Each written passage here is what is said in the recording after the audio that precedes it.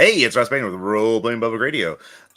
This is our online one-shot Monster of the Week for the RPPR Patreon. That is patreon.com/RPPR, which is a little sneezy today.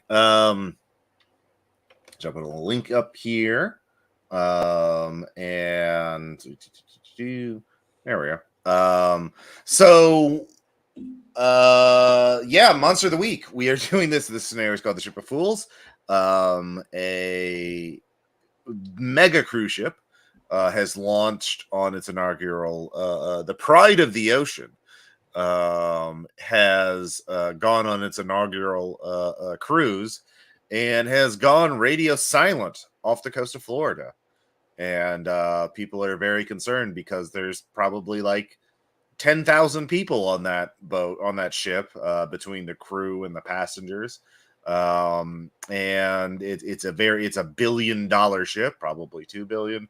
And nobody's quite sure what to make of it. There's been no bad weather to speak of. No storms or hurricanes or anything like that.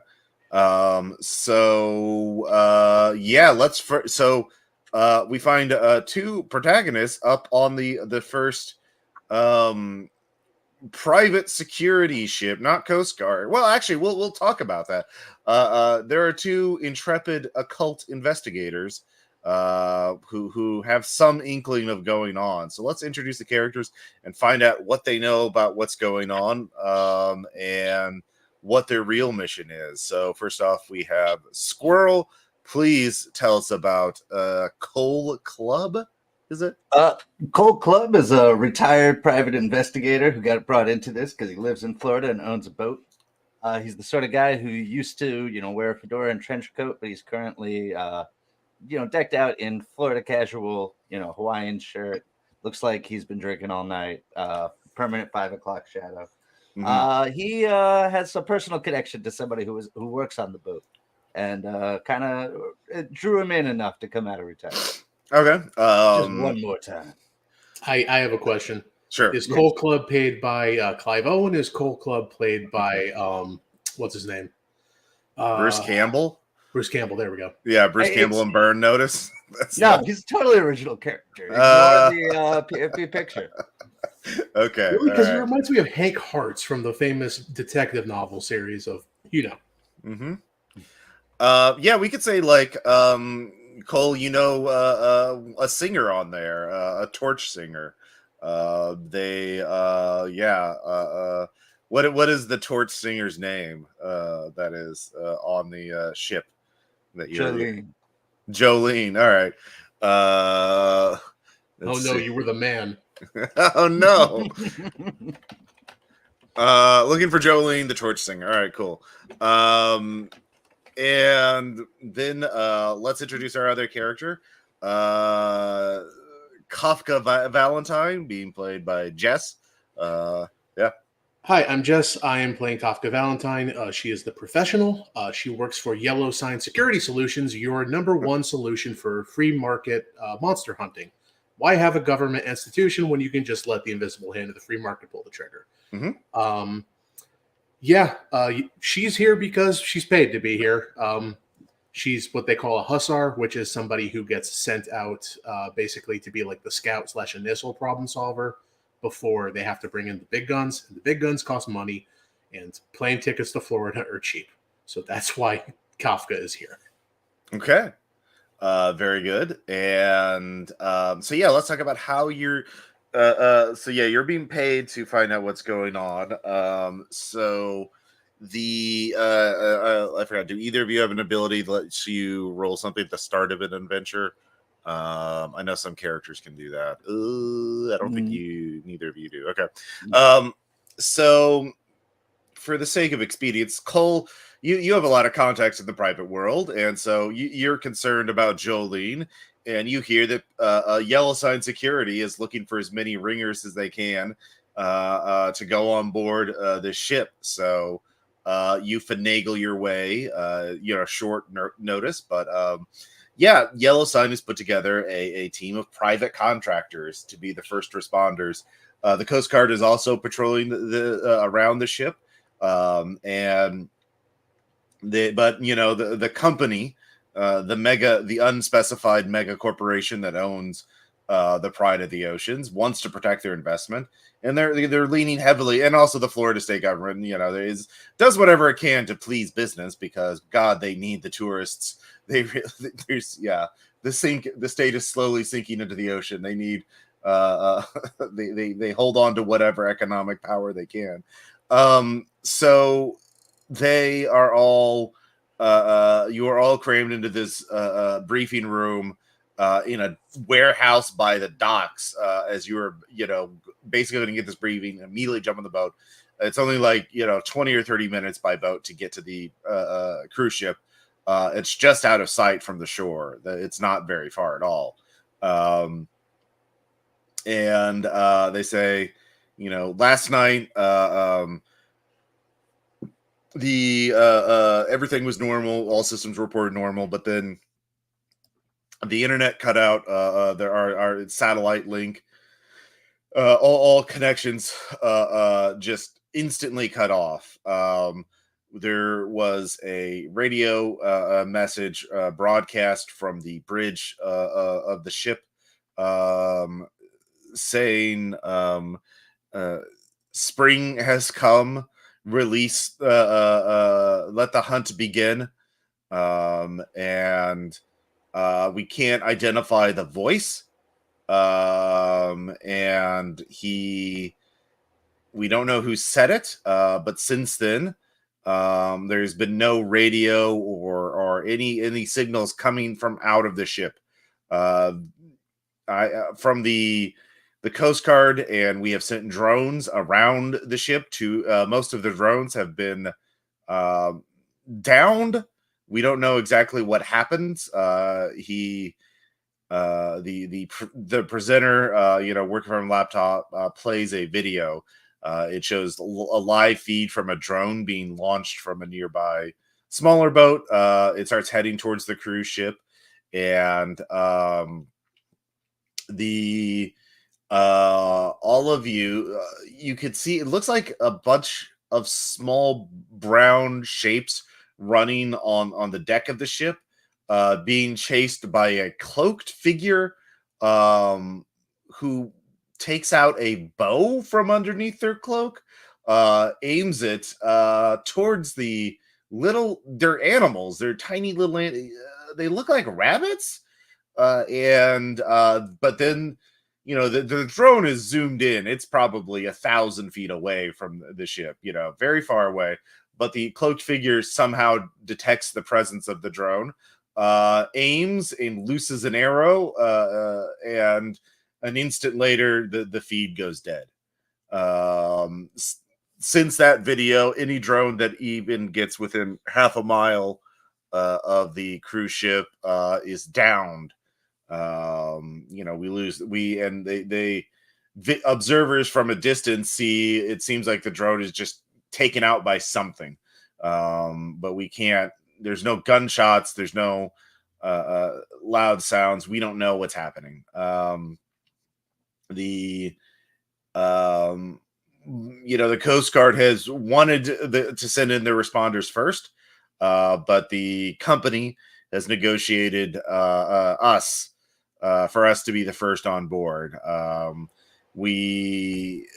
All of you have had some experience with unusual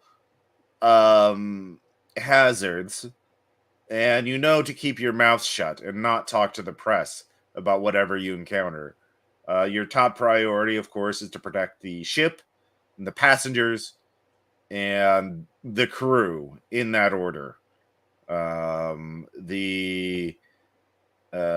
Secure the ship, and minimize damage to it.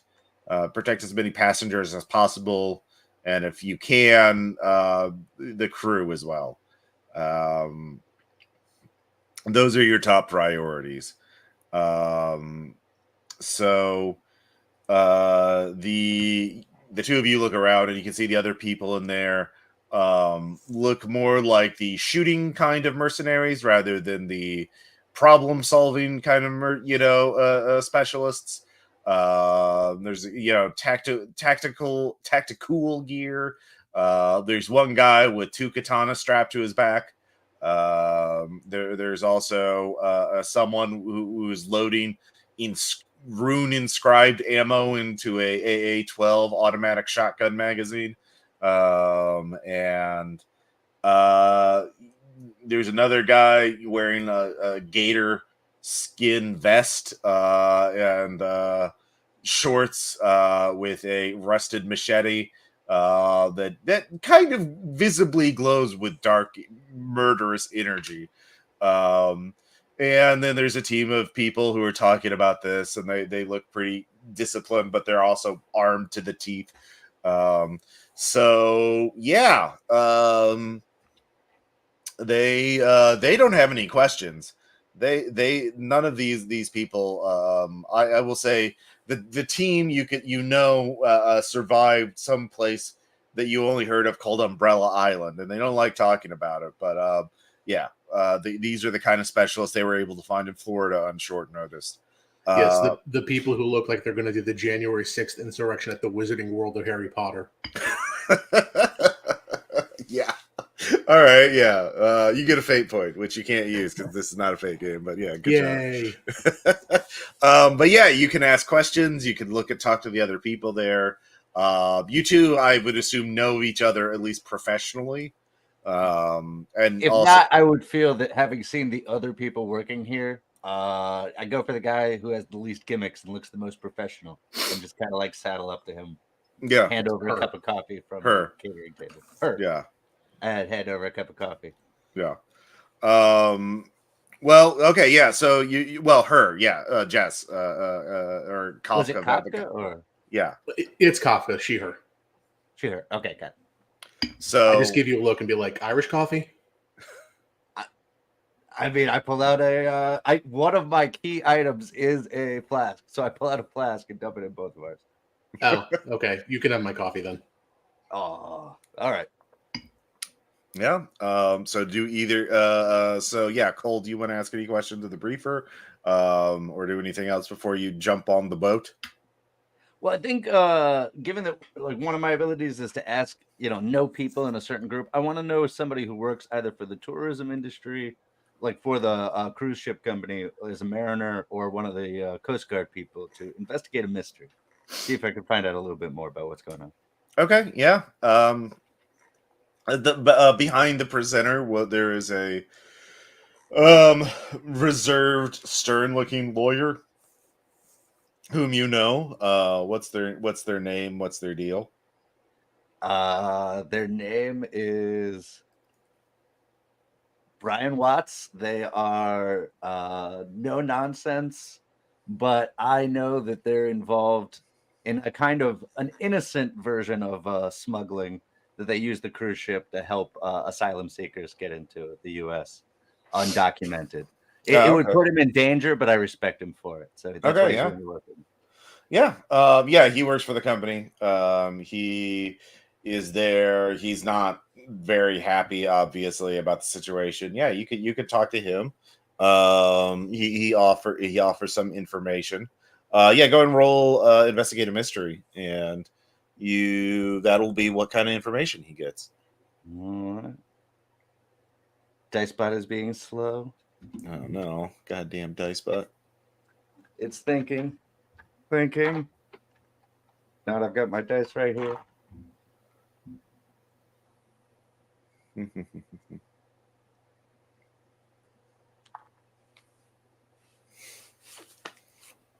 think it's still thinking. I'll just go ahead and roll. Yeah. Oh, wait, there we go. Oh, wow. It does not like me. You might want to stick with your roll. Yeah, I was going to say, my roll is a 7 plus 1, 8. All right. Yeah. You get to ask a question. What's being concealed here? What's being concealed here is the cover up. they've basically, you realize that there is the reason why you're all being here is that you're all deniable assets, right? And also some of these people look unstable enough that, like, if things go too bad, they could always flip the script and just say, oh, some hijackers tried to take over the cruise ship, and that's why all the bad things happened. So you're all being set up as potential fall guys as well. And they're undertaking a massive effort to basically not cause a media panic, because again, there's like 10,000 people on that ship, and they had internet connections, and this was the brand new ship. A lot of media hype about it. There's a fucking water park on it. There's all kinds of ridiculous shit. And it suddenly goes dark. They are the news is that there is an unprecedented Chinese DDoS attack on the infrastructure, and they are deep faking actually some passengers and crew members, sending out little videos. They're actually like creating fake videos and photos in order to assure people that this is happening. You don't know how much longer they got. So basically, if you don't get there is a time limit to this, where you'll be blamed for all of this if this isn't resolved in by a certain deadline. You don't know when that is exactly, because it's the lawyer doesn't know. It's basically whenever the boardroom gets nervous enough, they're like, all right, they haven't solved it. We don't have control back of the ship. Flip the script, make them hijackers. Alert, yeah. So, so we're working against time. Yeah, you are working against time. There is an invisible time limit, and no one will care what happens to us. Yep. And you're guessing that this is also the kind of thing that the only way this works is if none of you are taken alive into custody. So, yeah. But it's your only way on the ship. Anyway, so you're doing that. Kafka, what are you going to be doing? I would like more information about the transit of the ship. Basically, is this like it's where it was launching from? Yeah. So it hasn't even taken off yet. Yeah, it's only been at sea technically for like 2 days. This is like this is now the third day that the voyage is supposed to go on. So it like had its inaugural night, got out to the coast of Florida, started cruising, and then last night, bam. Yeah, you don't need to roll for that. That's pretty basic. They were heading south to like the Cayman Islands. That was the destination. But yeah. Okay.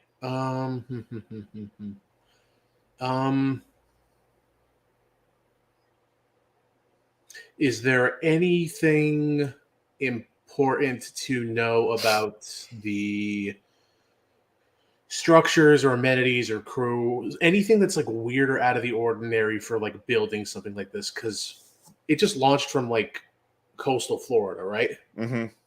Okay, so it didn't necessarily launch from anywhere weird and specific. It didn't necessarily pass over anything weird and specific. Oh, like occult wise? Yeah, it didn't go over the Bermuda Triangle. Yeah, there's you don't have access to a passenger list or like cargo list, obviously. At least right now, you could make a roll to try and get one of those. But yeah, there's no landmarks that would be like, oh, they went through the Sargasso Sea. That's where your fuckiness came from. Or yeah, it's pretty safe waters. Like that's a ship like this, they're not going to take it anywhere where they think there's going to be the slightest risk to it, right? Like it's a skyscraper that floats. A mall, a water park, and 20 restaurants. It's incredibly decadent. Yeah. All right, I'm going to. Can I pull on my organization in order to get the cargo and shipping manifests that would have to be required by like international shipping? Yeah. You are right. They would need to do that. So that's probably dealing with the agency. Yep. So that is a sharp roll. Well, it's a +1 for me, at least. Yep. That is a 7. Okay. 7 things, Art. You get yeah, you do get it. They tell you yeah, you this is a dicey job, and we subcontracted you out for this. Yeah, I Um noticed. Thank you. yeah. So we're this is yeah, you need to deliver. We're not going to protect you if they turn on you. Yeah. Yeah, it's abundantly clear this is either do or die. Thank you very Yeah. much for the employment opportunity. The gig economy for occult investigators. Yay. Yeah, but you get those. You flip through it. There's thousands of names and a lot of cargo. Yeah, you can roll sharp again. Would this be reading investigating a mystery? Yeah. Okie dokie, artichoke. So, just making sure I check my stuff real quick. Oh, that's read a situation. Well, I'll roll investigate a mystery. That is still sharp, at least.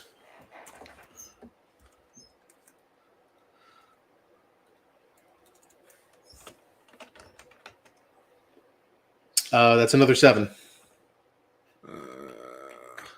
Okay. Let's see here. That is another 7. So you get one question.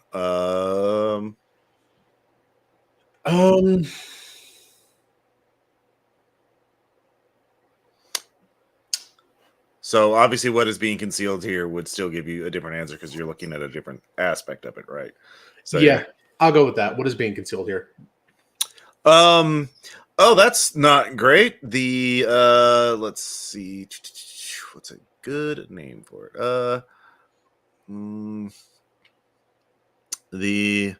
It's the cursed tapestry of the De Salinas family. The De Salinas family was a French noble family dating back to from the Middle Ages, that ended. Nobody's quite sure what happened to them.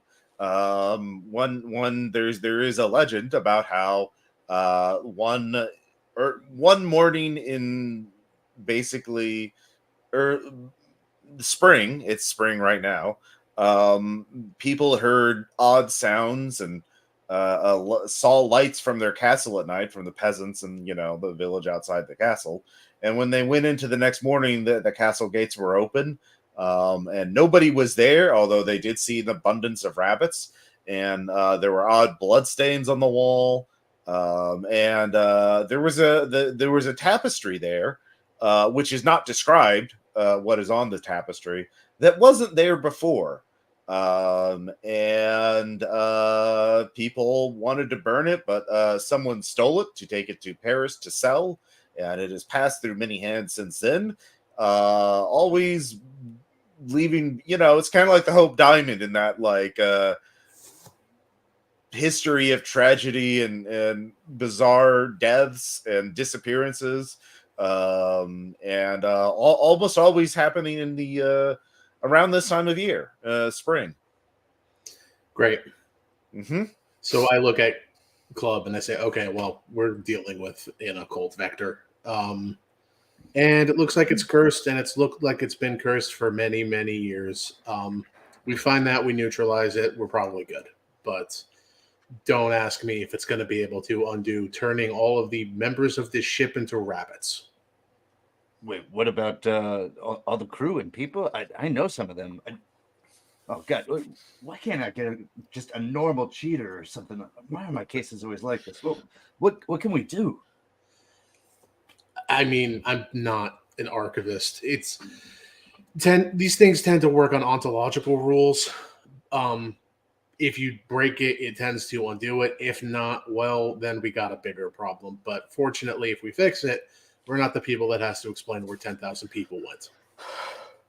So yeah, there is an art gallery in on the ship in the middle of its steps, meant to sell high end art goods to the obscenely wealthy passengers. And also to show off as a draw for the middle class passengers who would take photos and stuff like that. So um, yeah, yeah, but yeah, that's all you can really have time for before you have to jump on board your little fast boat. So the captain of the ship is a former marine or retired marine turned private security, and he tells you with this kind of thing, we're going to jump on the back of the ship near the rescue or the escape little craft are the little yellow things near the bottom right there. And we're gonna go aboard and lower passengers, and that's going to be our game plan. So that Wait, is everybody inserting together? yep, they're just gonna dump you on board. Yep. We get to go hard and fast. Mm-hmm. And that is just how it be. Because they don't remember your part of your thing is just being set up as fall guys. So you're going to be in the iconic wow. Yeah, so there's what is the iconic wows? Yeah, I should have looked this up a little more. Let's see here. 24 is I'm definitely not using a real cruise ship for this. It's very original. I put so much work into this. Let's see here.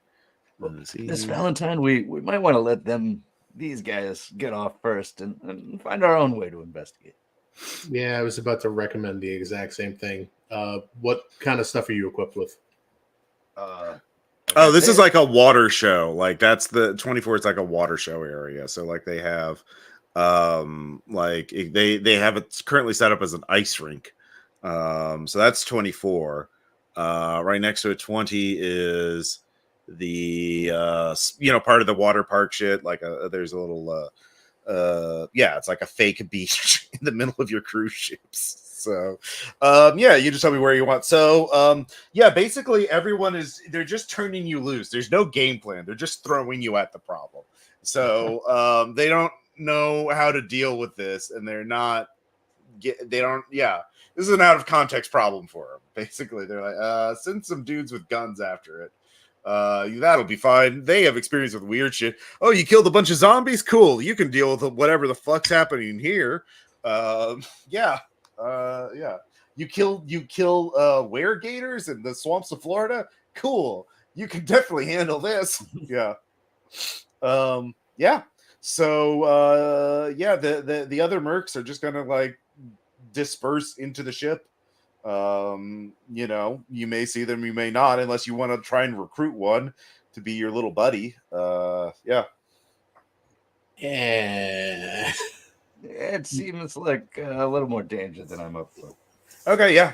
You just like, you two kind of look at each other like, no, good luck, guys. Have fun. Yeah. So, try not to kill any of the crew, please. Try not to kill any of the rabbits. So basically, your tiny ship pulls alongside the cruise ship. They throw up a ladder, and you climb up onto the deck where the yellow escape craft are.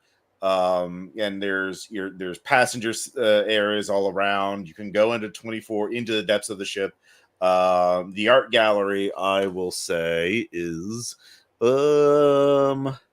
probably on where is the shopping area?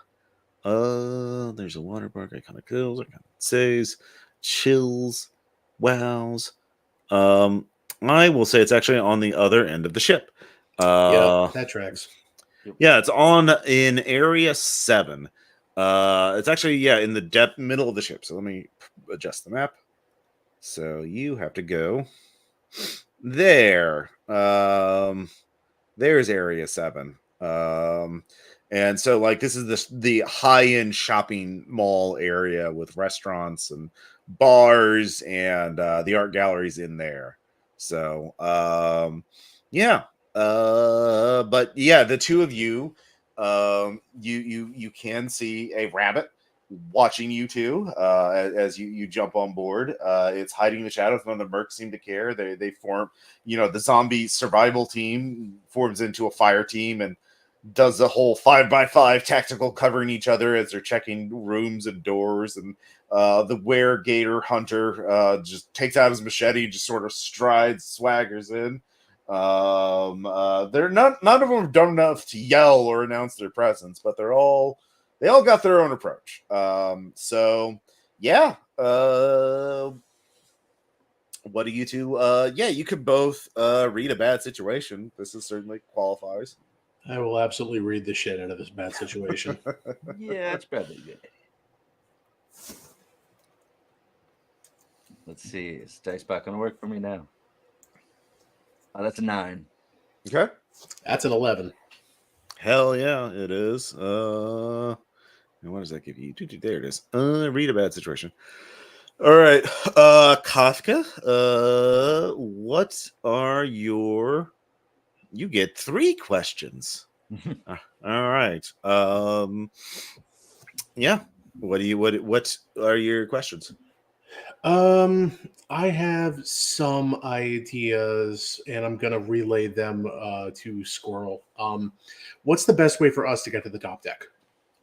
The top deck? Well, there are stairwells that are not too far away. Those are like it depends on what you think is most dangerous. If you think what's inside the ship is most dangerous, you would climb along the outside because it's calm waters, it's clear day, the ship is perfectly still. It's almost like you're on land. Like that's how, like there's a lot of stabilizing technology to keep this massive thing fucking nice and even keel, right? So both of you could just climb up if you don't want to venture into the ship at all. The stairwell is sort of a compromise. There are ones closer to the outside, and then you could just go brave. The inside of the ship is going to be a big fucking maze, right? Like some of the lights are on, some of them are not on. Like clearly the crew has not been attending to the ship. It still has power. Neither of you engineers, but like you probably want to avoid the interior of the ship as much as possible until you're sure of what you're dealing with, right? So the stairwell is a little into the ship, but that's your best way to get to the top. Or unless you're brave and you want to climb, or you feel like you can climb along the outside of the ship to the top deck. Does that make sense? Yeah. Yeah. Would it be possible for me to hold the rest of my questions for now? Yeah. You hold 3. Yeah. Yeah. All right. So I'll turn to Club and I'll say, all right, look, the best thing about the situation is we're on the same floor as the gallery. But the problem is that would mean we have to walk through the entire ship. My personal recommendation is we go up and over, we take the top. It's going to be clear. It's going to be just the easiest way for us to traverse and also just watch out for things. And then we go back down.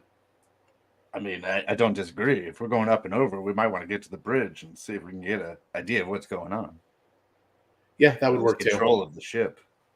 Well, I appreciate your altruism. I'm a little more goals oriented. I'm just going to let you know up front. If we're going to be set up to fail, the faster we get there, the better. That's my personal thing. I'll go with you, but I am going to be, tapping the watch. You understand? Yeah, absolutely. Just one more thing. And then I spend a couple minutes herding all the rabbits nearby into one of the lifeboats, just in case they're innocent people. Oh, there's just one rabbit, and it watches you. You approach it, and it kind of looks at you with intent. Quizzically, or like it's watching me? It's hard to read a rabbit's expression. Yeah, but it's not behaving like a normal rabbit. It's not immediately bolting, right? Like, can I pick it up? Yeah. You can pick it up. All right, I'm gonna pick it up and put it in one of my cargo pockets. All right, yeah. It's just hanging in there, head out. All right, Mhm. let's go. Let's see. All right. Where is the bridge? Where the fuck is the bridge on the ship? Do. I'm guessing it's the thing above 8 based on the map. Where is 8? Oh yeah.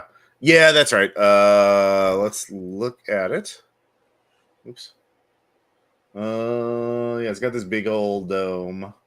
Yeah, no, oh no, it's right here. That's the Oh, bridge. okay. Yeah. That is the bridge. So yeah, that's on the other end of the ship. All right. Well, Yep. maybe we won't get there, but All right. So yeah, Is it a concert hall? Yep. Jesus Christ. it's a city. Yeah, that is number 25. The Royal Theater. Wow. They have 3 theaters. Yeah. The ice, well, 2 theaters and an aqua theater. There's an aqua theater, the ice rink, and a normal theater. Wow. It's Yeah, yeah. everything I wanted and more, but on a boat. But on a boat, yeah. Extremely expensive. All right, so you're taking the stairwell? Yeah, might as well. Okay. Yeah, I'll follow behind. Okay. Wait, well you had a question. You could ask a question too, if you want to ask a separate question, Cole. Because you got a 7, right? Or an 8. Yeah. Are there any dangers we haven't noticed yet? There is someone watching you. It's not the rabbit. It's not the rabbit. It's a you see through a window of one of the little rooms a looks like a young woman's face, and she's kind of peeking from behind the curtain. She thinks she hasn't been noticed yet. So, and you've been cool about it because you made your roll, right? So you know that she's watching you, and she doesn't seem. There's something all different about her. Like holding out my hand and my phone to make it look like I'm showing something on my phone. Miss Valentine, look third window up on the right. Yeah, I'll take a look. Yeah, I mean, yeah, you point her out. Yeah, so you're both aware that this woman is watching you. Somebody we should go say hi to? I mean, I don't want to. Okay, look. The only humanoids we know are moving about on the ship have bows and arrows that are capable of shooting out drones. Everything else is rabbits. We don't know that for sure. We can confirm it. Okay, you seem like a very nice private detective, but do you have enough fingers on your hands to count the amount of times you saw like a pretty little thing and that led you astray? I mean, it's not about it's about protecting the innocent. Yeah, it is. But you ever see the documentary Men in Black? Yeah, I think so. I'm just saying, don't get killed by little Tiffany. You understand? All right. You think she's a threat then? I mean, maybe she's just in danger. We keep tabs. We see if she follows us. If she stays put, she stays put. But if she follows us, I don't know. Then we'll see. We'll play it by ear. All right, lead the way. All right. So what are you doing? Are you going to, like, she's in one of the passenger rooms, right? She's not in she's not in the stairwell. So are you going to the stairwell, or are you going to go towards the room? You want to go towards the room? I pinched the bridge in my eyes. Okay, how about this? You go check. I will make sure the stairwell is clear. If anything happens, we yell for each other. Understand? I mean, I have this, and I pull out my little remote control drone. I could distract her, make her think we're checking her out with the camera. You go around onto the door. She's focused on this, not on that. I just want to point out, just out of character, I am a woman in a military jumpsuit with 3 different guns on her back, and I will say, yeah, that's a nice drone. Sure. No, I just meant like I'm trying to provide a distraction so that you can get to the door without her knowing that you're going for the door. Sure. Okay. Yeah, so that will be Kafka, you'll be making a roll to act under pressure, and Cole, you'll be rolling to help out. So both of you roll cool. Well, actually, Cole, roll first to see if you're helping, if you actually do help. Let's see if I'm any. 5, 6. No. All right. Well, the drone is certainly there. It doesn't It gets shot down immediately, just like all the others. Is it a flying drone? Yeah. Yes. It does not get shot down. It's just like it's really hard to operate in the tight quarters of a corridor like this. Yeah. So I was thinking of flying it around the outside. okay, well, She's looking the out the room window is at us, right? inside. Like it's not like facing. Yeah, it's. Oh, I thought she was looking out the window at us. So the idea. Yeah, was inside a passenger room, right? Like she's in one of the rooms have little windows, like a hotel with like little windows. Yeah, so she can see into the hallway. So you're in the hallway, near the like on one side is the outer railing. God, I thought she was looking outside towards the. No. I mean she's yeah. But anyways, you need to go ahead and act under pressure. There, Kafka, without a bonus. That is a 9. A 9. Okay. So you open the room. Yeah. What are you trying? Well, yeah. The only way in is through the front door, like because you don't know if these rooms are connected to each other. You don't know of any back ways. So you kind of flank around, go around the other side, come at the door the other way, open it up, and there is a young woman in a like kind of medieval dress with a green cloak, but she is not surprised by you. But you do have her cornered in the room. She smiles and says, good day, milady. Fancy you a sport or a game of chance? I was really expecting you to be speaking French. Okay. She starts speaking French. Oh, great. I don't. Okay. Would it be so rude as to ask that you speak English? I was just. I appreciate your candor and your sense of humor, ma'am. Please, you haven't answered my question, milady. I would love to, but unfortunately, I have pressing business at the moment. That wasn't an option. She takes out a knife and charges you. Great. You're really going to put me in the David sport. Position, It Ross. is. Okay. So, what are you gonna do? I'm gonna shoot. All right, roll kick some ass. Yeah, I'm going to shoot a little girl with an assault rifle. Here we go. What is my kick some ass? That is tough normally, unless you have a special thing. No, I don't. Tough. That's at least +1. All right. 7. 7. All right. So let's see here. She you shoot her. The bullets actually do not affect her. And she takes the knife and expertly sticks the blade of the knife through the trigger guard of the rifle and pulls it away with surprising speed and skill. So you shoot her, realize that normal bullets do not harm her, and she disarms you and laughs as she is enjoying this thrilling sport. So how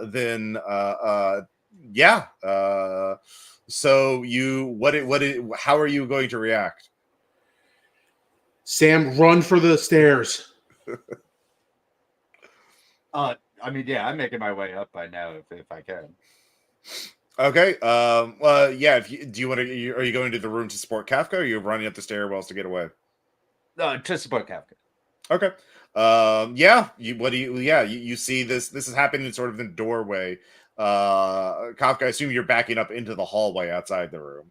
Yep. Yeah. So your assault rifle's back in the room. And she, you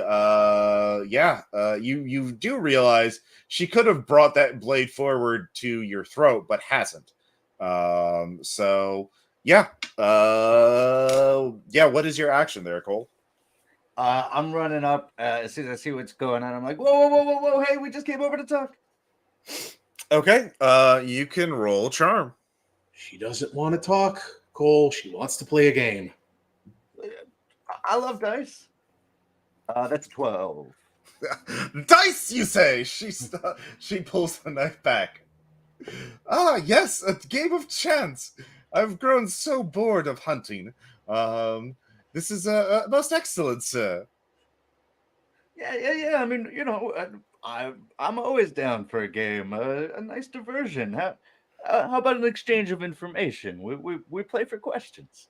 Ooh, a most excellent game of chance then. I wager. Are we playing?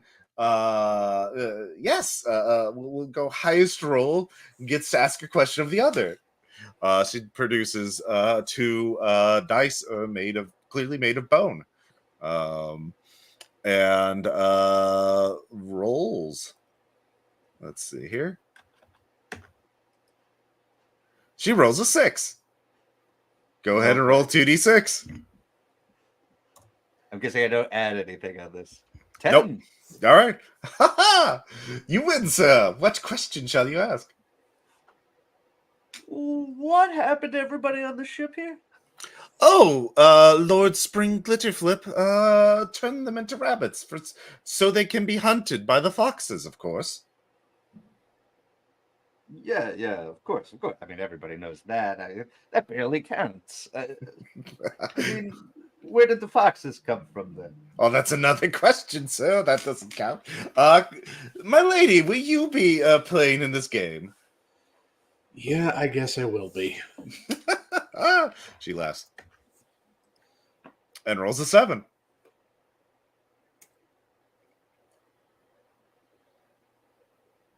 Ooh, Hey. yeah. She claps. Okay. And she just pauses and rubs the bridge of her nose. Where's the tapestry located? No, it's been moved to the court, of course. I believe you called it the Royal Theater. Damn it. All right. Well, If you went to the Lord Glitterflip, of course, is not using this. It has been. Oh, I could sense some mischief here. Us never. Oh, but I enjoy mischief. Well, then stick around us, kid. Ooh. Well, hey, we're gonna go kind of explore the ship. Miss Valentine, did you have any additional questions? no, nothing worth gambling over. Just we are questing knights here to see the wares of your lord. How about that? Oh, yes, that explains so much. Questing Knights, of course. You must be here to see what has happened to this strange estate. It is a most veritable bounty of wonders, I must say. Your kin have become so far in such a short time. All right. Actually, I will ask one more question. Well, let us roll away. Yeah, I've got a question burning at the back of my head. I take a 5. Got another 8. Are you fairies? We prefer the term the Fae, but yes. All right. Knew it. Okay, thank you. Of course. I'll be seeing you, good knights. I hope you succeed in your quest. Your lords must be very noble personages to have such fine vassals as yourselves. The compliment is appreciated and will be repaid upon you threefold. How about that? Oh, You do me, you most satisfactory, my lady. She actually goes back to the room and returns your assault rifle. I will take it by the most safe way. Thank you, ma'am. You're quite welcome. May I have your name? You may call me the Hussar. The Hussar. Ooh. She winks at you. Cole, pleasure to meet you. Face palms. Aha! Thank you for the gift, sir. You're welcome. I think I shall take your name. Cole. I am Cole. Anyway, yeah. Out of character. That's not his real name. He hates his real name. All right. Yeah. So, yeah, if it's his true name, yeah. So she, Cole, the Fae, starts singing, sees your rabbit in your pocket, and picks it up and starts petting it. Don't worry, the rabbits are reborn every dawn, in order to provide good sport to the foxes. Would you like to be a fox, sir? I'll check in later. Thanks for the offer. We got a quest to get back to. Oh, yes, of course, your quest. One mustn't forget one's vows. No, my great lord Pappy Van Winkle, he's waiting on me. Yeah, she starts singing, and hops away. Yeah, you feel you smell the scent of spring air as she passes. Oh, it's good they didn't send me with the cold iron bullets. You seem to know what's going on here. I've had some run-ins with weird stuff over the years, but the Fae. Look, I don't really want to talk too much about the various NDAs that I'm under, but yes, the fair folk are real, and they are a pain in the ass. Oh, any advice? If they offer you food, don't eat it. If they offer you respite, politely decline. Try to be their guest, but don't stay. Huh. All right. So it's a Beauty and the Beast kind of situation. Yeah, that'll work. Cool. Lead the way, Miss Valentine. All right. So you take the stairwell, and you start heading up to the top deck. Let's look at the top deck area.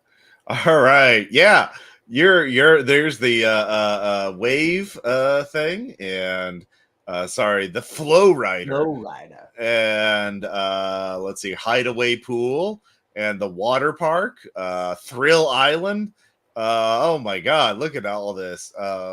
And you can hear laughter. But it's an odd sort of bright musical laughter, and you can see splashing, and yeah, you can see there's a bunch of people, tall, lithe, with pointed ears, wearing medieval clothing, enjoying themselves at the water park, but they are clearly using magic to make it a little more intense. The flow rider is getting up to hurricane level intensity, as they're laughing and doing this. There are rabbits casually being shot at by a blindfolded archer who is sliding down the water slides. They seem to be distracted, not really focused on you.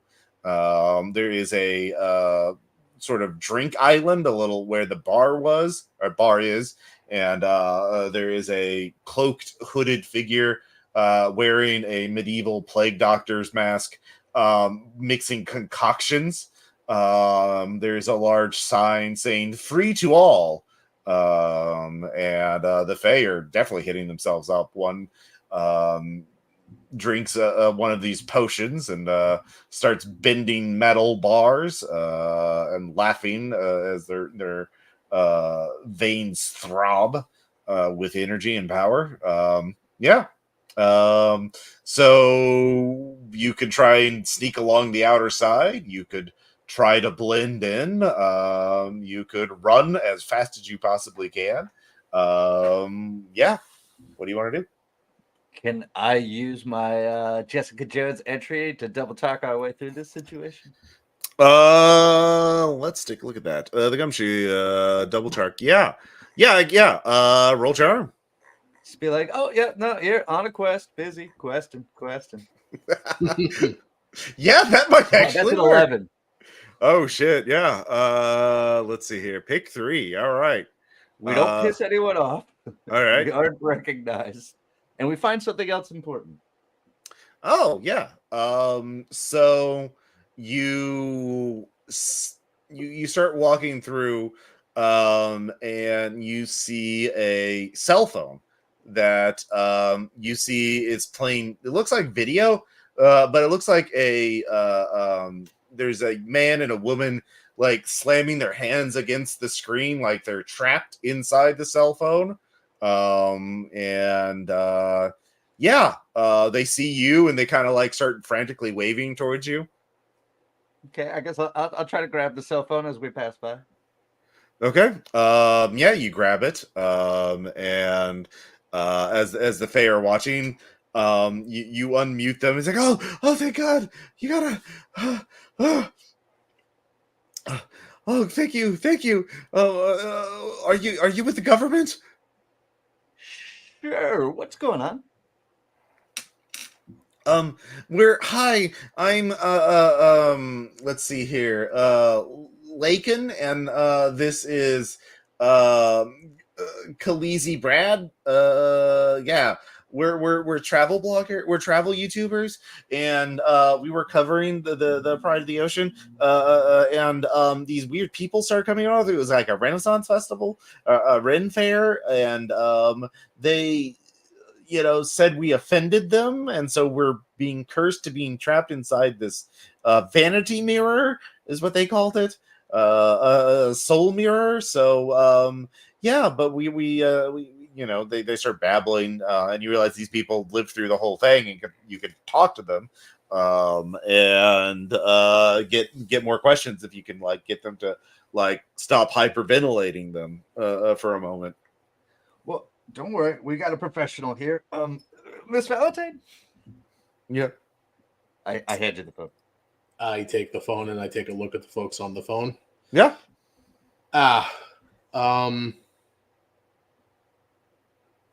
Yeah, we can get this all squared away. You just have to you're just gonna have to bear with us for a bit as we work on the problem solving here. Mm-hmm. Oh, okay. That's good. That's good. Yeah. Okay. What's it like in there? It's like we're on the ship, but it's only real wherever we point the camera to look at us. So like everything, there's nothing off camera. And we have to be in the camera at all times or we don't exist. Oh wow. Yeah, we Yeah. probably shouldn't put them in a pocket or something. It doesn't matter if anyone's looking at us as long as it's what our camera on our side is pointing at, what the camera is on our side pointing at. So, but we do like seeing what's happening. It's better than being ignored. So yeah, you can put us in a little front pocket or something so we can see. That would be nice. Yeah, we don't seem to eat or sleep or drink or use the bathroom. Which feels like it should be bad, but it just I don't have. I can't explain what emotions I'm feeling now. That's fair. When this all started, did they say anything? Did people? Yeah. Oh, There was a horn that blew, and there was a guy who read from a scroll, and everyone on the ship heard it, no matter where they were or what they were doing, proclaiming that the spring festival had begun. To celebrate the coming of the new cycle of life, that Lord Glitterflip would celebrate with hunt and feasting, and a celebration of life and death and beauty and food. and so the and all were now members of his court, or subject to his to their laws, which I didn't understand at the time, but now I do. And most of people got turned into rabbits, and those that were, but there's 34 restaurants on here, and all of the cooks on all of the restaurants were not turned into rabbits, and I think they're having to cook food for Lord Glitterflip. They thanked let's see here, what's a rich asshole name, person who brought the tapestry on there, like I have the backstory in my head, but I forgot to think of her names. Let's see here, definitely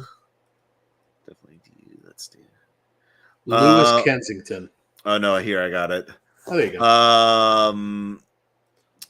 Hayden Whitman. Hayden Whitman. Right. Yeah. Hayden, you may have heard of as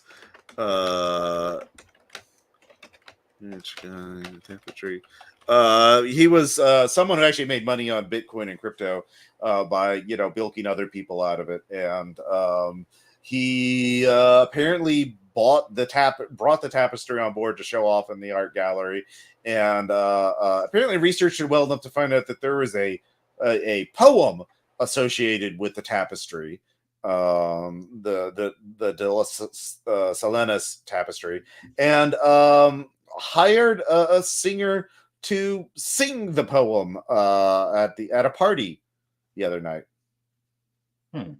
Yeah. And that seems to have activated the tapestry. Well, all right. Food celebration, death. I understand why he chose Florida. It makes sense. But you said the chefs are still all right. Are any of the performers all right? Any of the crew on the ship? Do you know? I think they're mostly having to entertain the Lord. If they don't do well, they get turned into rabbits. Oh, all right. Do you know where they're doing that? Is that in the court? Yeah, I think it's at the Royal Theater. Great. Thanks. Okay. All right, and I am going to get some more water. So I will be right back. I think we place him on mute, and I'll put him in my pocket. Okay. Well, Miss Valentine, where do you want to head? I mean, got to make our way across the top deck. Then we can head back down into the court. I do got to say, you cottoned on pretty quick to getting past to them. That was actually pretty slick of you. Hey, I know how to work my way through a party without getting too noticed. No, I understand, but I gave you 3 pieces of information. You were able to whittle them into something. That takes a good amount of skill. I'll give you that. Thank you. There's a reason I used to be good at what I did. Well, someday, I guess maybe I'll be back to it. But all right. Truth is, I know somebody on this ship, and I need to make sure they're okay. They were a singer, so it's possible they're down there in the theater. Yeah, I saw the way your face kind of moved when they mentioned that somebody sang that poem. Yeah. I'd hate to think she's involved, but I can't imagine it otherwise. Destiny has a way of dragging me into such things. Well, it's not just destiny. It's how the fair folk work. They like stories. They like messy stories. Fun. Well, I appreciate the guidance. I couldn't do this without you. Usually I get my ass kicked multiple times before I eventually stumble into a solution. Yeah, I won't lie. Not my most shining moment trying to shoot that kid. Hey, but we didn't know what was going on at the time. Don't worry about it. Yeah. Not a kid anyway. Probably a few thousand years old if you think about it. Oh, absolutely. I mean, that was a 15th century tapestry. Is it? Yeah. I got a little bit of information from the folks who control my leash. Don't worry about it. But yeah, we should get going. All right. So you made your way past the water park area. So you're a little past area 27 now. which is the Windjammer Marketplace, or at least that's below decks. If you're staying on the top deck, you could, you're short going around, and you can see there's another pool area on the top. As we pass, what's going on in the sports courts? I'm a little afraid that that's where the hunting ground is. What number is that? 12. Oh, 12, yeah. You can hear that they the hunting, you actually spot foxes hunting rabbits as you're moving about. That just seems to be happening at all hours. It's just the entire ship is the hunting ground. So what's going on there right now is a fencing tournament.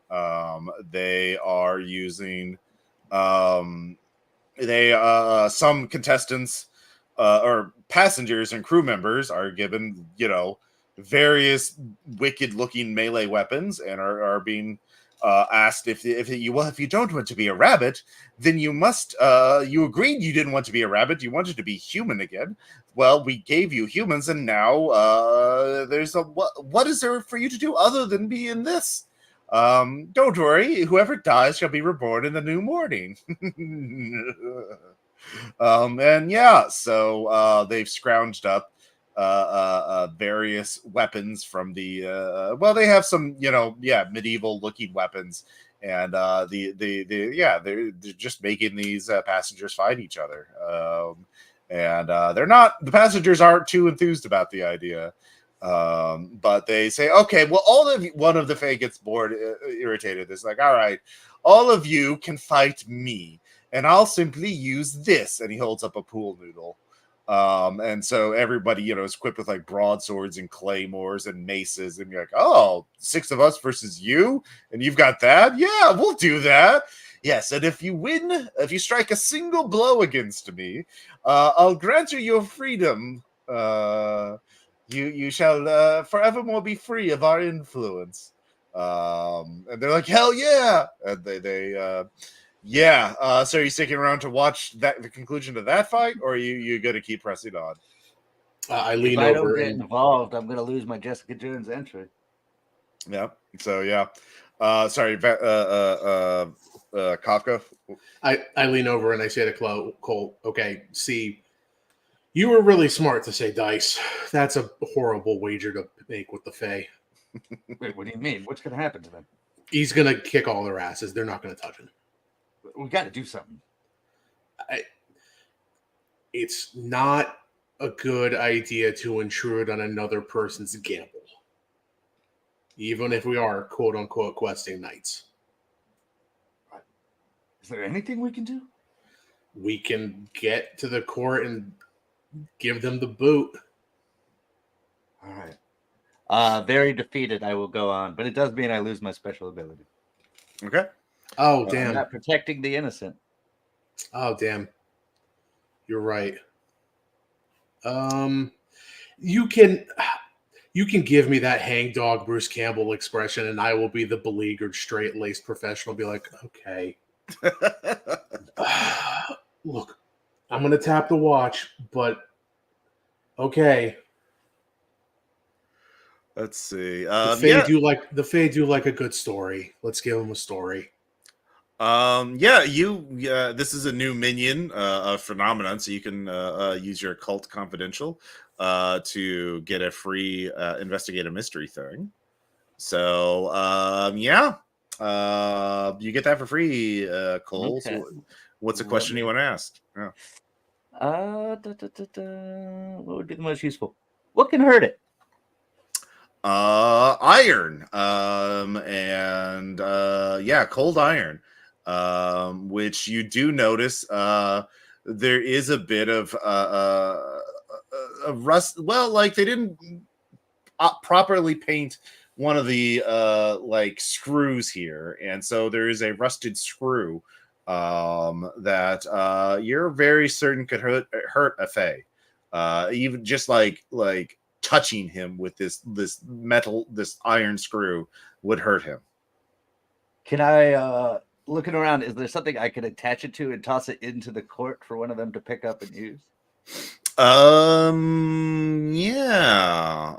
You can roll. Let's see here. I would say roll sharp. All right. +1, 11. Oh yeah. So I'll give you a choice. One, you do see a exercise band, like one of those rubber bands from the gym that they use for resistance training. That could be improvised sling for someone. You can make an improvised sling, or slingshot. Or two, you see let's see here, some exercise. Yeah, there's a gym nearby, and so like there's some exercise gloves and some duct tape. You could duct tape that thing to the fucking glove, and so someone could punch with it. It's not going to be really effective as a pole arm. Like, it's too small to really tape onto like a broom. I mean, you could, but it's going to be more effective. Yeah. So yeah. I guess I'll try to. I'll make the sling and try to sling it at him from far away. Okay, yeah. Roll tough. Wait, hold on a sec. No. I grab your wrist. No. Okay. And then what I do is I hold the exercise band up in my hands, and I use my hands as an assist to like make a slingshot. Okay, yeah. Roll help, which is cool.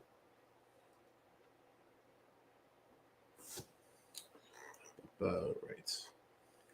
How are we doing luck in this since it's a one shot? I'll give you 2 points of luck each. So that is a 10. Getting a +1 to your roll. All right. And what is the roll here? There's definitely going to be protect someone, so that's tough. All right, +1. I'm going to use that point of luck. All right, so you get a 12, 10 plus. So you, what do you want as your extra? You can suffer a little harm. All impending dangers now focus on you. You inflict harm on the enemy, or you hold the enemy back.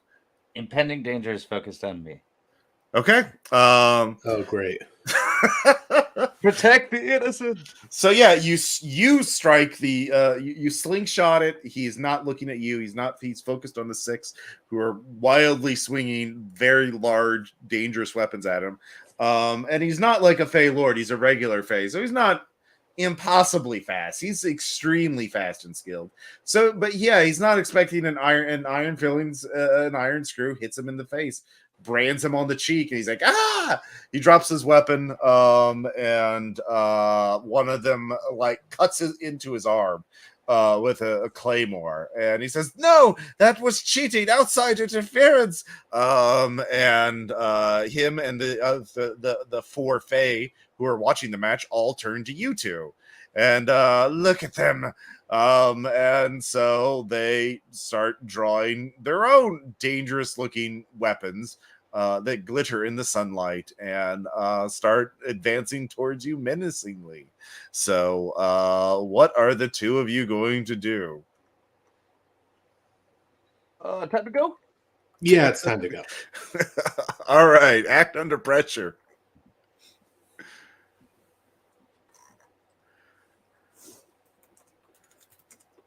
As you beat feet. 10. Okay. 6. All right. So yeah, you Cole, you get away. Kafka, you are not so lucky. You get surrounded by the Fae. And so Cole, they have lost track of you, and you but you're near enough that you can eavesdrop. So the wounded Fae and says, "So questing knight lost their way, couldn't make it to the court, could you? Now how shall we make you pay for interfering with our little gains? Little knight, shall we cut you limb from limb? Shall we turning you into rabbit is too mundane. We must have something special for you." So what say you, Sir Knight? What punishment do you think fair? I'm gonna read a bad situation to try to figure out how to rabbit patch my way out of this, Sure. or briar patch my way out of this.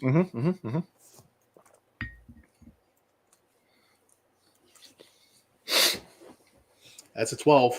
Oh shit. All right. What questions do you want to ask?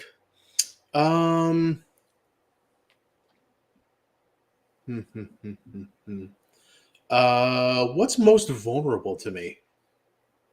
What's most vulnerable to me? So, um, yeah, the Fae. These are regular Fae. They're acting under the juris. What's most vulnerable to you? Are probably the non-wounded Fae, right? They aren't suspecting you. Are they still think lesser of you. They're not really impressed or taking you seriously. So a surprise attack from the right angle with something iron or with magic, they still underestimate you. So if you can play that the right way, you could overwhelm them or get away, depending on like what's more important to you. So yeah, and there is some more rusted. You spot more rusted screws. It turns out, yeah, this $1 billion ship has some structural flaws. Yeah. Okay. And then what's my best way out? The best way out to get towards the court is to iron these rusted iron screws. If you get them into a water source, that water becomes contaminated to the Fae. So there are pools up ahead. If you grab a screw, throw it into the water, the Fae won't want to go in the water. Because they're terrified of even touching a particle of iron. So yeah, that would be your best bet. Is somehow get a rusted screw and get into the water, and then you're safe as long as you're in that water. And they're not going to stay too focused on you. They're pretty easily distracted. So, okay, that can work. I will kind of get down on my knees, kind of like plaintive, beg for mercy sort of like way, and see if I can grab like a screw while I'm down on my knees, groveling. mm-hmm. And be like, oh no, it would. The irony, I'm on a cruise ship and I can't swim. Oh, okay, yeah. They laugh and well, we should throw you. Well, it is too bad they put so many bodies of water on this ship, isn't it not, sir? Brave knight, my lady. Yeah, roll cool, and you get an additional +1 because you're acting on that information. Hooray! That's an 11. Oh shit, yeah. So yeah, you grab palm a screw while you're groveling, and they don't notice it as you ball your fists, and they throw you into the pool, which they magically make very deep. So it's like ocean. You're in the ocean, even though you're at 16. The Bayside pool. There's a riptide, so the water is dangerous. But as soon as you get in the water, you let go of the screw, and the Fae instantly sense this, and they hiss at you. And it's like, damn you, knight, you shall perish in these waters. So you get out of it, but they leave laughing as you are being pushed around by these very deep and treacherous waters all of a sudden. So, but at this point, Cole, you've been stalking them, watching them from a distance, so you can roll to try and help bring Kafka to back to shore. All right, I'm tossing out one of those little like rings or something. Sure. on a rope. There's actually floatable drink menus. That's tough, right? Plus 1, 10. Well, it's cool for help out. Oh, then that's plus 0, 9. Yeah, you are going to take one level of harm as a you grab one of the pool noodles and it bites you. And then you grab the drink menus and those can't bite you. But you so you get a +1 on one more cool check to get out of the water. I should get +2 because you still have the read bad situation bonus as well. Well, that's a 13 then. All right, yeah. So yeah, you save the people. All the 6 people immediately ran as soon as they were. The Fae was distracted. You don't know what happened to them. They're obviously hiding somewhere. And you two have gotten all the way past 16. You're near 22 now, which is the Lime and Coconut, which is a bar grill kind of thing. And you can see that there are some frantic humans, regular chefs cooking food for bored-looking Fae. And in the back through the window, you can see that someone is trying to butcher an entire stag, and turn it into tasty little treats for the Fae. So that's what you see. You can try to move on, or the Fae. You could try to, if you can see, there's a lot of people working in the kitchen. If you could sneak in the kitchen, you could ask some regular people. Of course, you also have the travel YouTubers in your cell phone. Yeah. I do have a question about the travel YouTubers. How much battery do they have left? Oh, it just has a little infinity symbol on the battery. Okay, that's good. Mm-hmm. Oh wow, that's kind of a dream for them. Yeah, no, it's definitely not a weird kind of hell.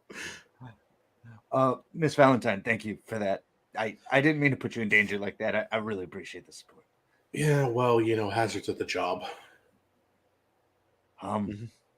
Look, these guys aren't in immediate danger. We can leave them be, or we can try to get some info from them.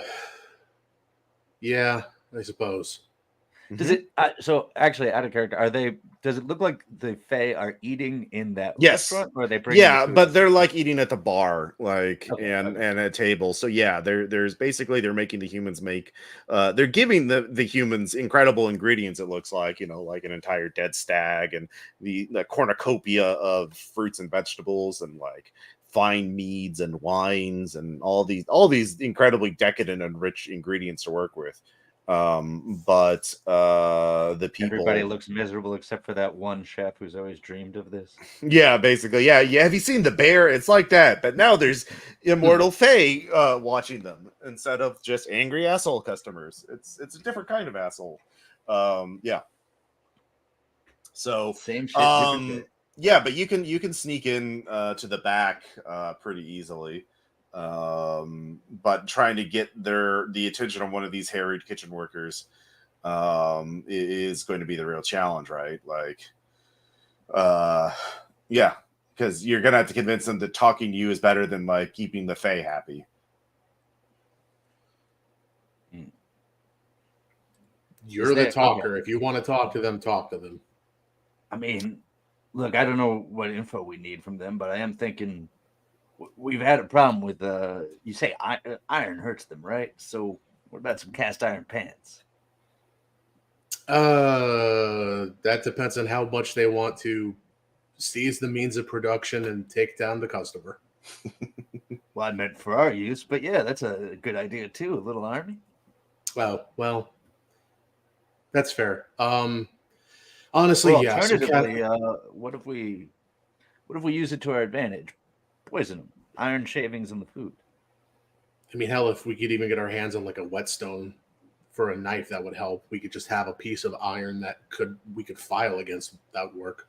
Mm-hmm. Yeah, whetstone would be perfect, and the kitchen definitely has them. Yeah, let's see if we can get a whetstone. That'll also be just easier to carry around than a cast iron pan. All right.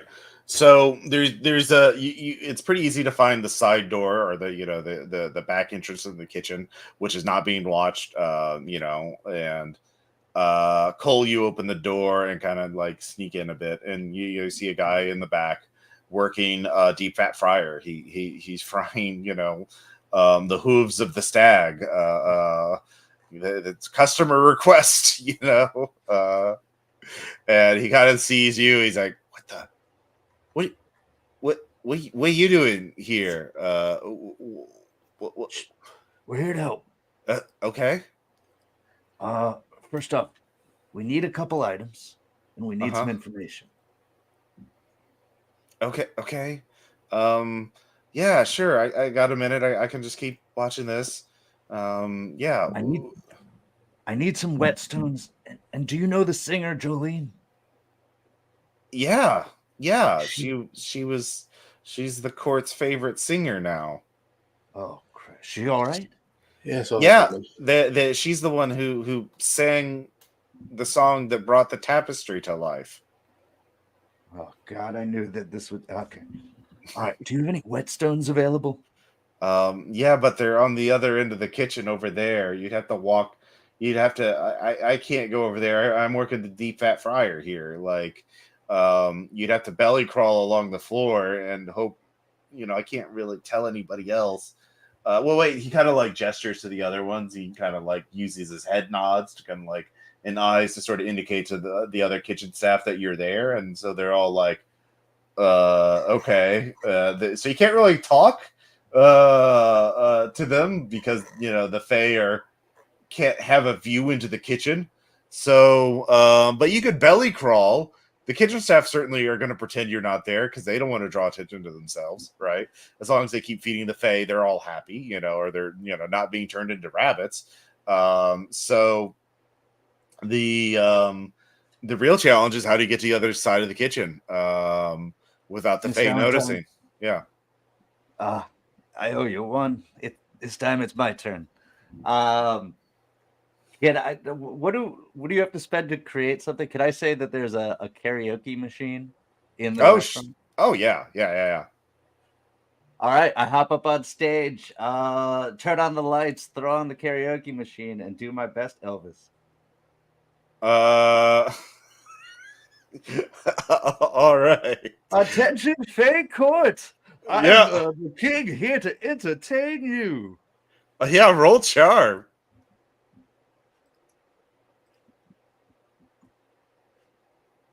I'm going to spend my last luck.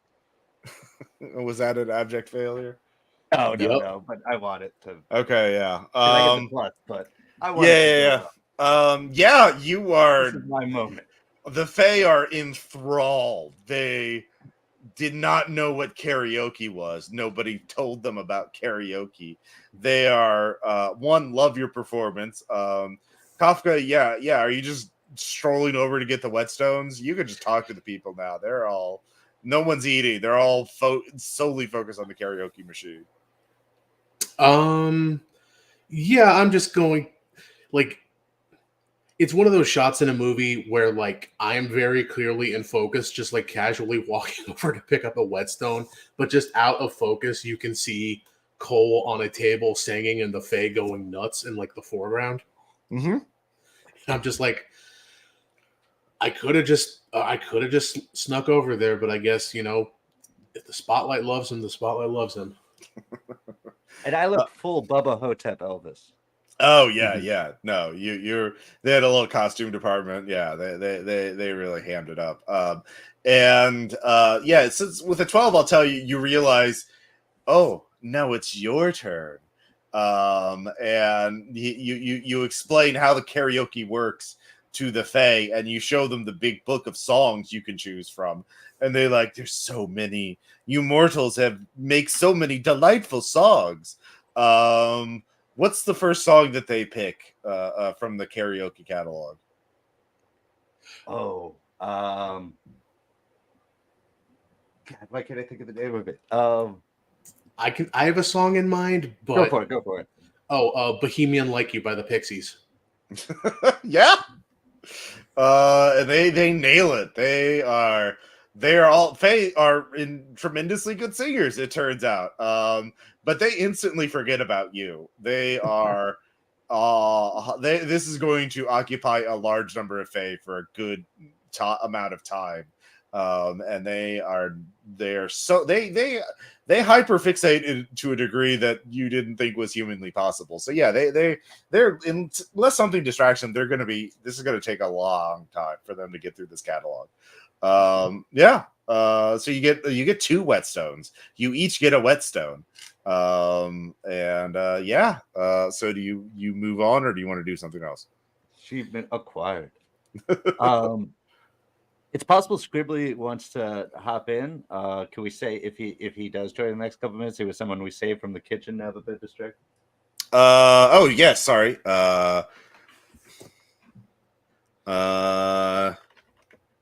Also, I would just like to apologize to the viewing audience. It's Bohemian Like You by the Dandy Warhols. I was mixing them up with Where Is My Mind by the Pixies. Okay, yeah. All right. All yeah. great songs. Well, Where Is My Mind is not the best karaoke song. Oh, No, I was just not gonna, like that. if neither of you thought something, I was going to say It's Raining Men. Like it's just they would have gotten real sophisticated. Hey, yeah. God bless Mother Nature. She's a single woman too. Yeah, that's true. To All right. distract him, I just start yelling "Free Bird." All right. Hello, Scribbly. Hello. Can you hear me? Yes, I can. All right. So Scribbly. Oh, lovely. It works. All right, so we can do a little flashback. You have just been rescued from the Lime and Coconut Bar Grill Karaoke Restaurant, which is number 18 on the map there. Yeah, Cole, a definitely not Bruce Campbell looking private detective, and Jess, can you describe what Kafka Valentine looks like a bit?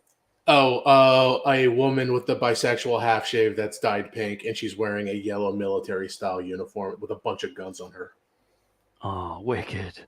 Hey guys, I think the limes have gone bad or something. Yeah, so the Fae the true Fae have taken over the ship. But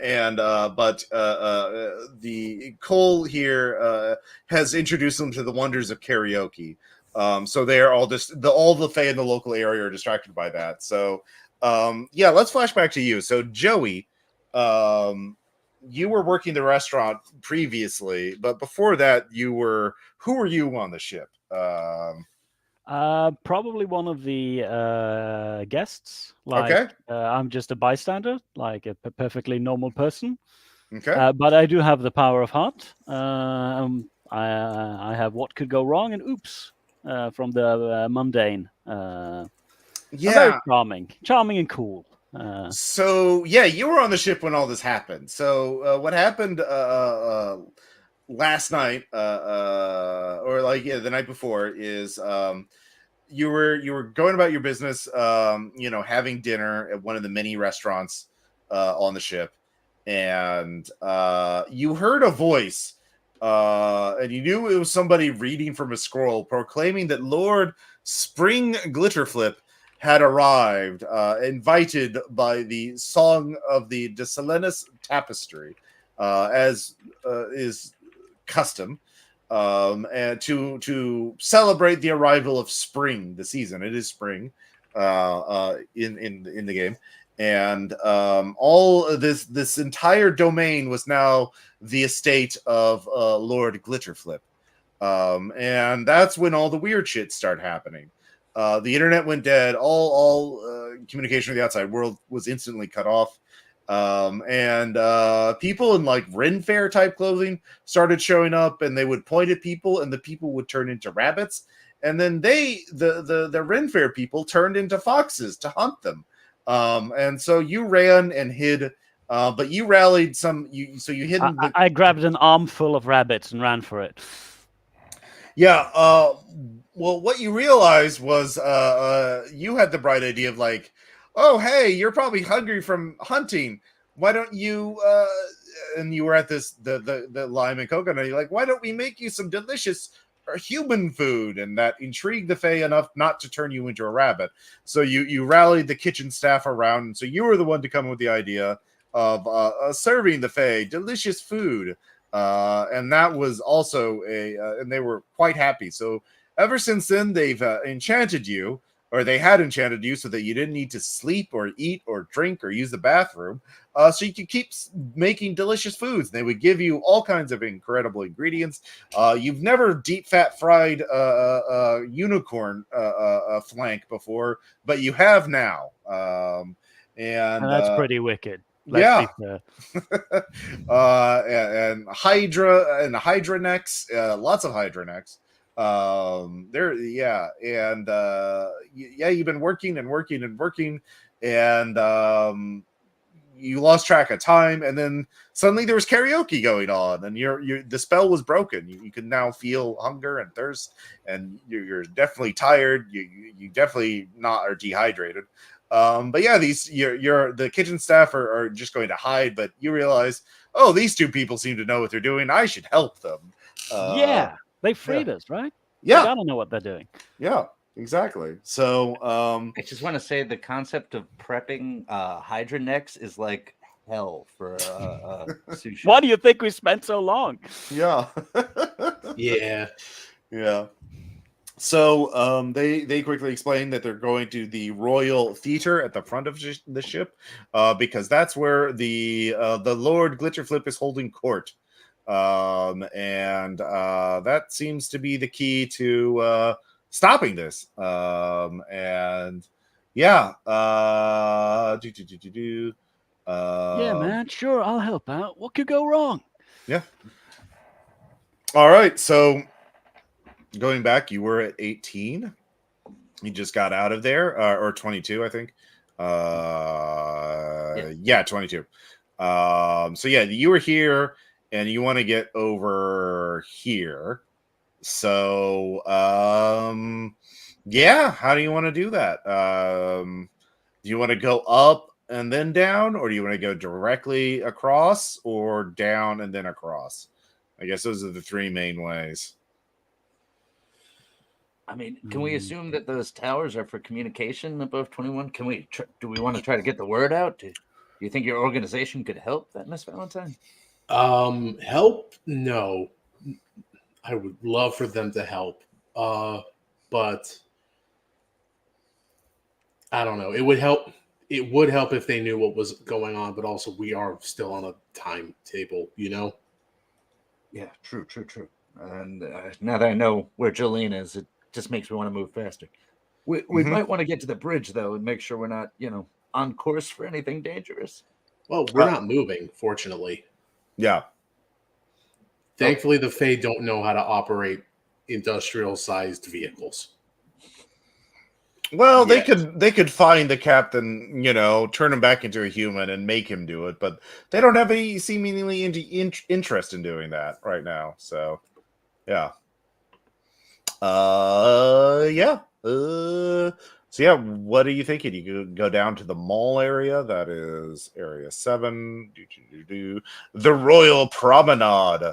And then walk straight over toward that. You could try and navigate through all the rooms, the upper class rooms, or you can stay on the top deck and then try and work your way all the way down. But you'd be going through this area here, 23 and 6.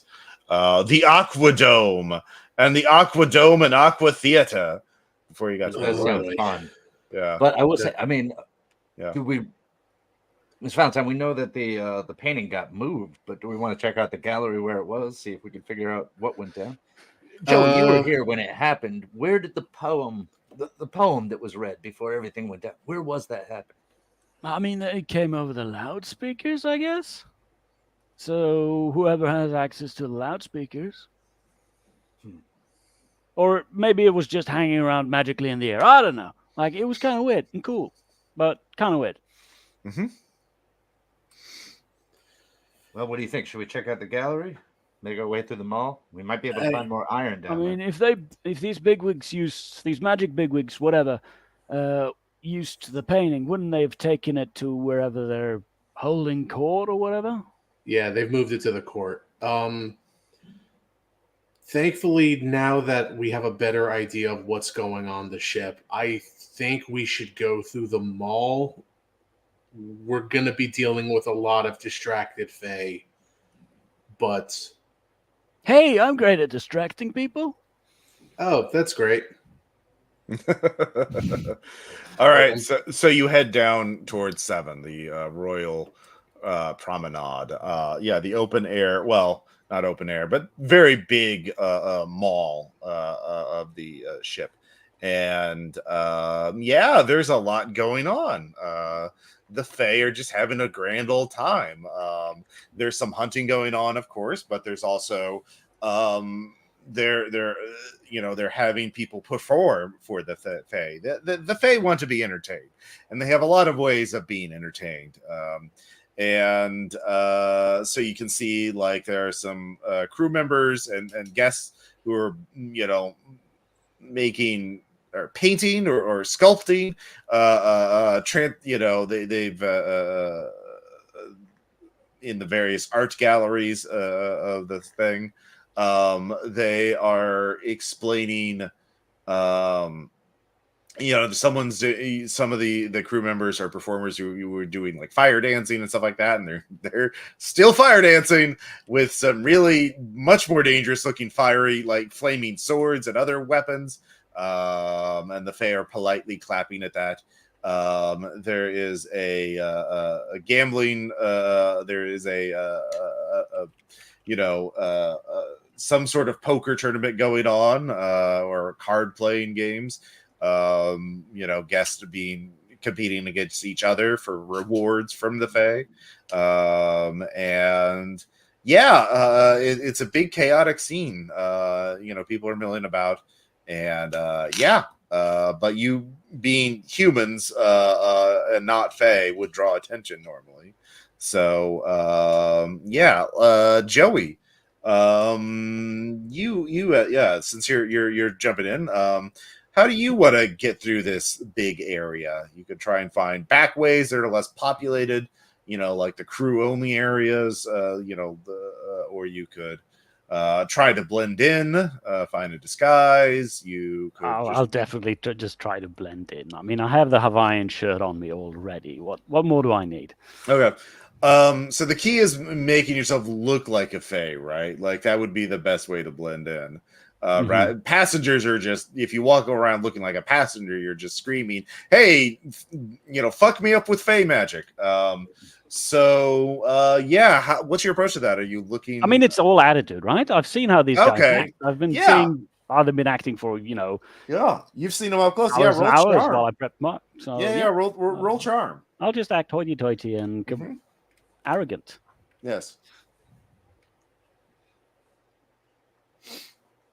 And that is a 7. 7. All right. So you kind of pull it off, and walking. Get out of my way, peon. Yeah, look. The best way to sneak into places look like you belong, and so you do that, but you bump into another Fae who looks at you askance. He is very tall.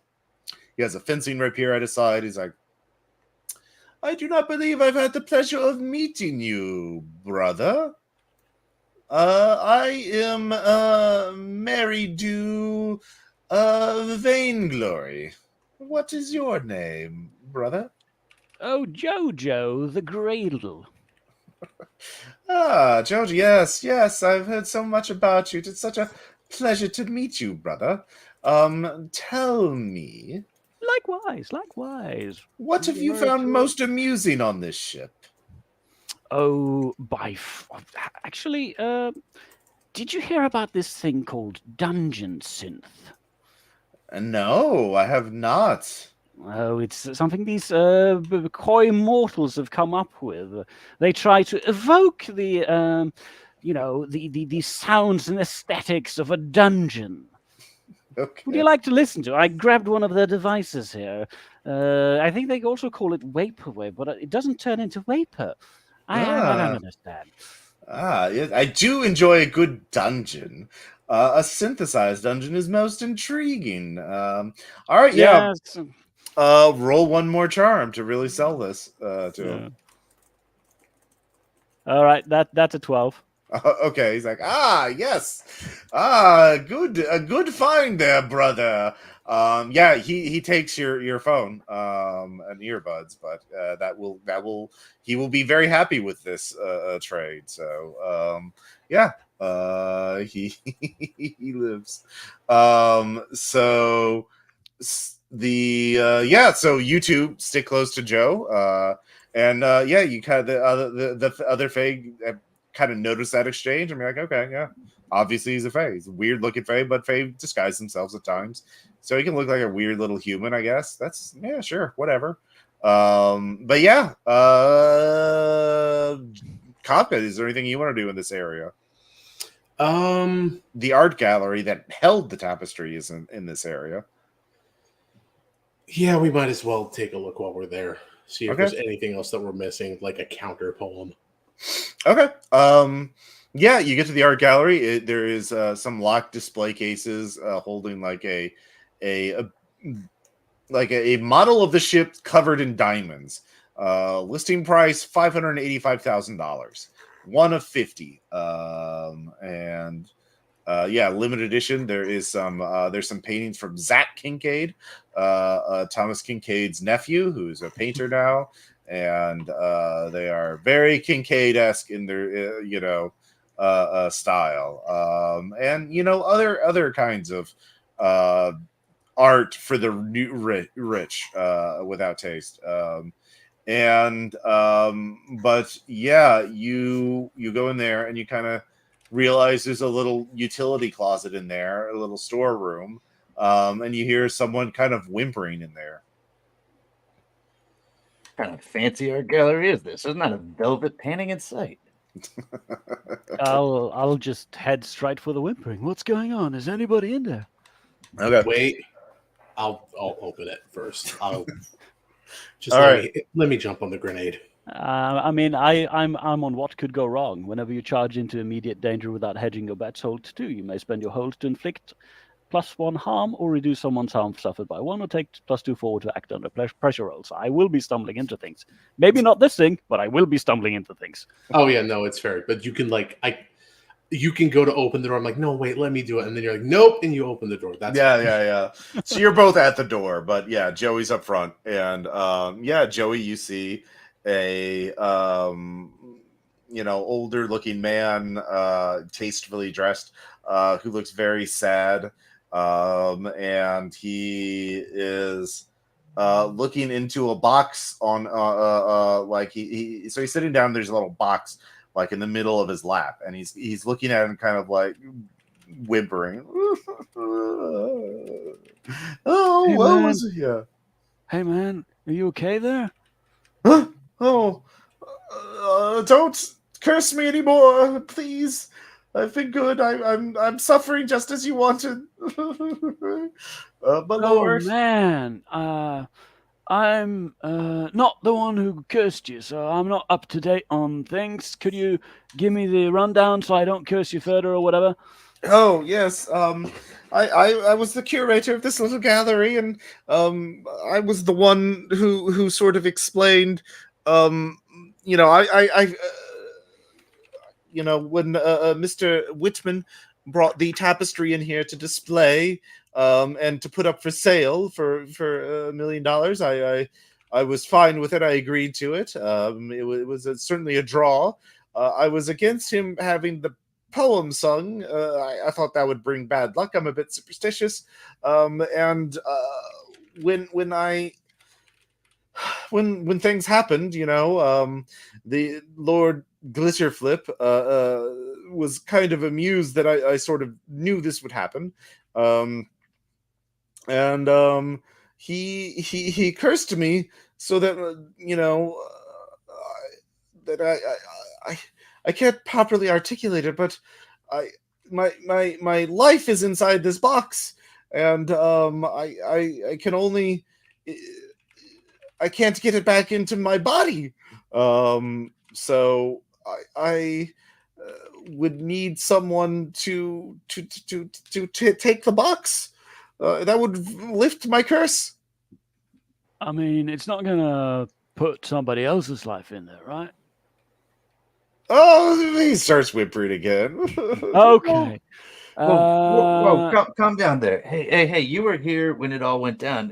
Is Mr. Whitman on board the ship? Yes, he's been made the pet rabbit of the Glitterflip family. He is the one who is not to be hunted. Yeah, that tracks. Is when it all happened, the person reading the poem, you were here, right? Was she here? Yes, the Jolene. Yes, the beautiful rendition of the poem as a song. Do you know? Is there any way? I mean, you seem to know the history. Is there any way to counteract this? Oh well. Oh, if only someone would lift my curse. Oh, boo-hoo, boo-hoo. Do At this guys point, know you can anything? all hear like a low thumping coming from the box. Can we read a bad situation on the box? You don't have to. You suddenly you see that you kind of look around at the art gallery. You see that there is a painting called "The Telltale Heart," and it seems to have been the curator's chosen painting. It is a very kitschy rendition of the scene from the Edgar Allan Poe story. But the Fey Lord saw it and was kind of inspired. His heart is in that box. Oh, I mean, I'm not a doctor or surgeon or anything, but maybe we could get somebody else or these magic people around here to fix the curse. I don't know. usually I just hit things or get hit until the situation is solved. Miss Valentine, you have any advice on this? You seem to be the expert. I'm not a particularly magical person, but I can. Oh, I know. I'll- So a voice comes from behind all of you, and it's a very familiar voice. It's Cole, the Fae you met first. Oh, She's smiling and looking at the three of you. Oh, you've made a friend. Hello. May I have your Hi, name? lady. Jojo, the Gradle, right? Jojo. Ah, hello. I'm Jojo. How are you? facepalm. What? Really? Yes. Tell me, Oh, do you like a game of chance? Sure. I mean, I'm on a cruise, and there's plenty of games of Chancer, but How about this? A game of knuckle of dice. If I win, I ask a question of you, and you must tell me the truth. And if you win, you can ask me a question. Wouldn't that be fun? sure. All right. Yeah. She rolls. A 4. And you roll an 8. Yeah. All right. She claps. And I looks kind of at you. expected you to be cheating, but okay. They don't cheat. It's part of the thing they do. Oh, They okay. don't need to cheat. Yeah, well, cool. What should we ask? ask how we help. Oh, you should ask out. me. You should ask me how to get Lord Glitterflip to leave and remove all the curses and Fey magic. And do you Oh, want to that play? Yes. Do you want to play again? Oh, right, that was the question. Yes. Facepalm. Ooh. Roll, please. I mean, I didn't quite. Yeah, you get 2. You get 2 luck points for this one shot. Yeah, sure. Let's see if I need them. All right. Yeah, sure. I need a luck. By the way, the mundane thing is when you spend a luck point, you'll find something weird, maybe even useful. Oh, okay.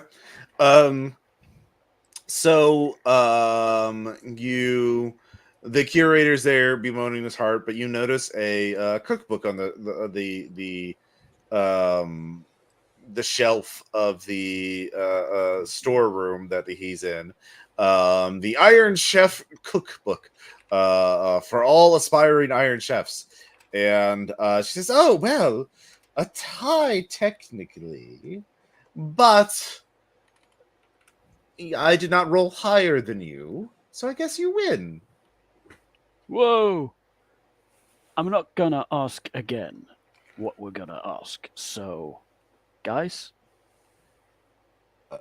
Ask how we can get Glitterflip to leave and take all the magic away. That was a really good question. how do we do that? Oh, well, how do you ask a question is fairly easy. You simply form the sentence with your mouth. I take the dice from Joey. Yes. I take the Iron Chef book and you say reject it. this: how do we defeat Lord Glitterflip and get him to leave with and remove all the curses, restoring the status quo, as it were? That's how you do it. No, you would like to play. Ah, yes, excellent. Huzzah, Yeah. milady. Yes. Yeah, apologies, Jojo. It's my turn with the brain cell. All right. How do we get Lord Glitterflip to leave and undo all of the magic and restore everybody to their rightful forms and leave everything happy and safe and comfortable? Well, obviously, as you've already learned, that cold iron, which this ship seems to have a disturbing percentage amount of its structure made out of, is our anathema. We are quite vulnerable to it. But Lord Glitterflip, of course, is far too keen of sense and of dexterous body that you could no mortal could lay a blow on him unless he allowed it. And he would never allow it. But his weakness, he has another weakness, a secret weakness, if you will. And that weakness is his gourmand sensibility. If you were to propose some sort of feast, a meal for him that was something he had never had before, the most worthy, I'm sure he would imbibe whatever you gave him, as long as you gave him no reason to disbelieve you. Of course, he is not simply going to accept a meal. There would have to be some pomp and circumstance, some sort of a ceremony, a ritual, or perhaps a game of some kind. Would intrigue him enough to allow him to eat food prepared by a mortal with sinister intentions.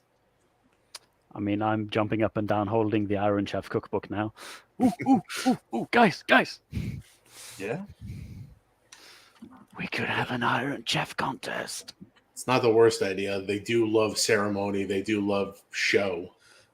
You should. You saw what happened when we introduced them to karaoke. Mm-hmm. Reality television would be like catnip for them. If we This can is get a to the bridge, we great might be able to idea. broadcast it and launch a career as well. They are going to cover up the shit out of what happened here today. Don't count your chickens before they hatch.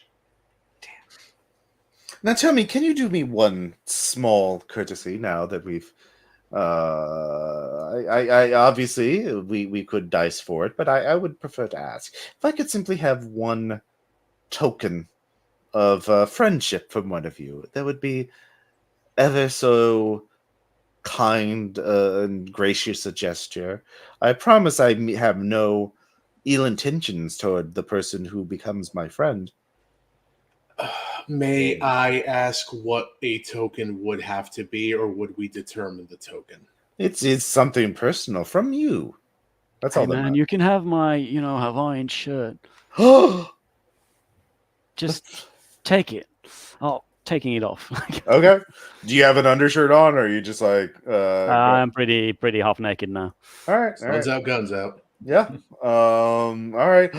She grabs it and she's like, "Oh, a gift beyond approach. Oh, thank you, good Joey, Jojo. Hey man, it's okay. You may have your name back. I love it so." Oh, And well, thanks. thank you. Lord knows I don't deserve this. I'm going to hand over my 6-month chip. a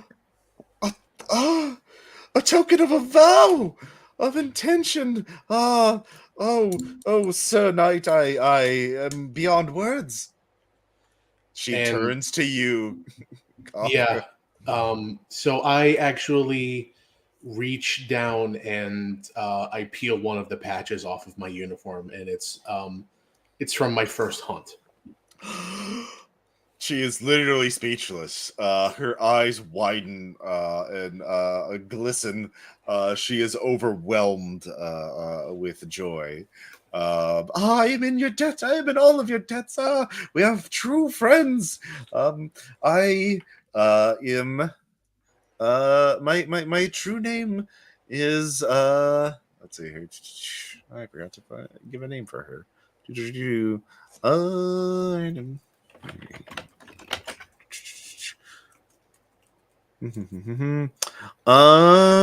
Eisen Rainbow Glade. Here, I'll put this. Well, it's our pleasure to meet you, Lady Rainbow Glade. I shall be your true friend forever and ever. Yeah. So she just sort of bows, curtsies, and dances away. Hey, we made a friend. God help us all. Mm-hmm. All right. So with that, there seems to be you smell spring in the air, wafting towards a certain passageway that seems very empty and clear. Mm-hmm. Well, we should be going, right? Yeah, we got to get to the theater or to the bridge. All right. Figure out what's going on. Well, the clear passage leads towards the theater. All right. I gave the little speech to Cole, Joey, but they love theater, they love show, they love being entertained, but they don't like it when you don't play along. We're going to have to play along. Okay. Sure. I'm great at playing along. Like games, karaoke, music, cooking even. Like I hadn't really cooked much, but they did put me through the ringer the last, I don't know how many hours. Days? Weeks? You got some practice. Did they imbue you with any magical abilities for cooking? Nah, we kind of had to figure stuff out in the beginning, but most of them were cooks, so that was, Mhm. that was how it went well, I guess. The Hydra, let's not get into the Hydra. Were there any, I hate to say this, were there any top chefs, master chefs on the ship that you were working with? Anybody we could employ? Maybe, but we have to go back and get them. I think they just went hiding. Gentlemen, the only way out is through. The only way to begin is by beginning. Mm-hmm. Well, I can only make ramen, so I hope one of you is better than me. What would be the make food skill, Ross? It depends on how you do it. Like I true. Showmanship. Yeah. Cool, charmed, cleverness, sharp. I'm gonna be pretty wide in pretty gracious in allowing what rating to use. So you go towards a royal theater. You see that the court is being held. There's Lord Spring Glitterflip. She is sitting on a throne with a golden spear and hunting hounds at her side, and she is watching. They have a waterfall at the top of the theater, and it raining down, and it's like elemental water shit, and like dancers swimming upstream impossibly. Like they've enchanted the human performers to perform an endlessly entertaining variety of water dances, and like dolphins and whales made out of pure water are being formed and dissolving in the water. There's lights refracting off the water, there is the fair being drinking and conversing, and terrified looking humans are serving them. There's a rabbit on a little pedestal next to the throne, and there's a little sign under it that says "Our hero," and the rabbit looks impossibly annoyed and embarrassed by this. You didn't know how, but you could just feel it radiating off of him. So yeah, Lord Spring Glitterflip is there. You can announce yourself boldly, or what do you? Yeah, what's the play here? Well, I exclaim when I see, just out of concern, Jolene! Jolene! Oh yes, Jolene! yeah. Jolene! She is there, and she is singing to accompany the water dancing. Yeah, thank you. I've forgotten, but yeah, she is there. And you see her. She stops singing, and the entire court stops talking. All of the Fae in the room, and the Lord, of course, all stare at you, laser intent on you, studying every ounce of your beings. So yeah. Yeah, I hold up the book. And, sorry. Who wants to have an Iron Chef competition? Hey! All right, you don't even have to roll. Lord Springer, I am intrigued by this. Yes, mortals, explain what this competition is. Please somebody explain what it is. I've never actually watched an episode. It's a cooking challenge to see who's the mightiest chef using the same ingredients, a special ingredient on top. Ah, I see. To So prove your it's worth, not like your it's valor. threatening as the title may suggest. And I shall be the iron judge. involved. I shall judge this competition in your cookies. I assume all three of you are mighty and skilled chefs. The I mightiest. mean, I've cooked Hydra. Ah, yes, an excellent dish. And she looks at you, Kafka. What dish have you prepared? What dish? What is your expertise as a chef? On more than one occasion, I have made offerings that have fed hungry ghosts. Ah, to feed the ethereal, a most daunting challenge. I see now. Yes. She snaps her fingers, and like the stage, the theater becomes a cooking arena, in the style of Iron Chef. Like they're quick studies. The Fae all applaud. And she says, well, for this Fae chef competition, I shall choose the ingredients. And we shall have, let's see here. I've already mentioned unicorn and hydra. We shall have dragon meat. And let's see here. What are some fantastical bits? Oh, griffin, leg of griffin. And let's see, 1/3 ingredient. And ambrosia. Yes. Front leg or back leg of Griffin? Your choice. We shall provide all of the legs. Okay. Yeah. That really is a choice. Yeah. So you can use any or all. You must use at least one of them for your, and plus a normal variety of kitchen tools and spices and ingredients and cooking oils and whatnot.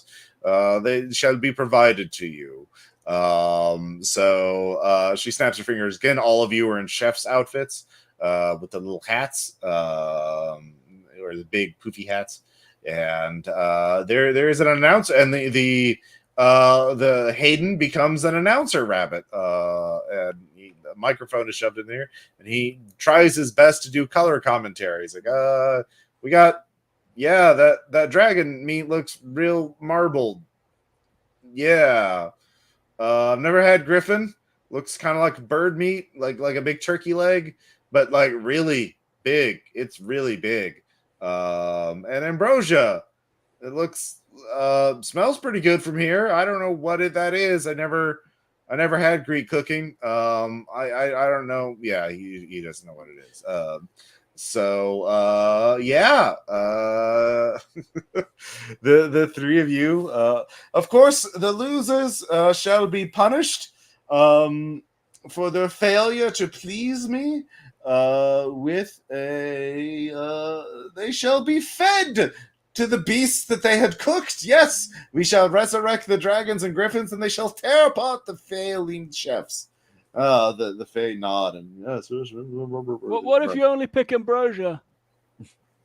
You have to have a protein in your meal, you fool! What's the hero of the dish? I mean, you could make some mean salads and stuff. Do you think you'll win with a salad? I don't know. You didn't really provide the good ingredients, I guess. So yeah, okay. Yeah.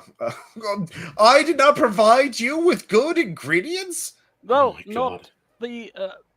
You know what? I'm just gonna take the dragon meat and start cooking that. Okay.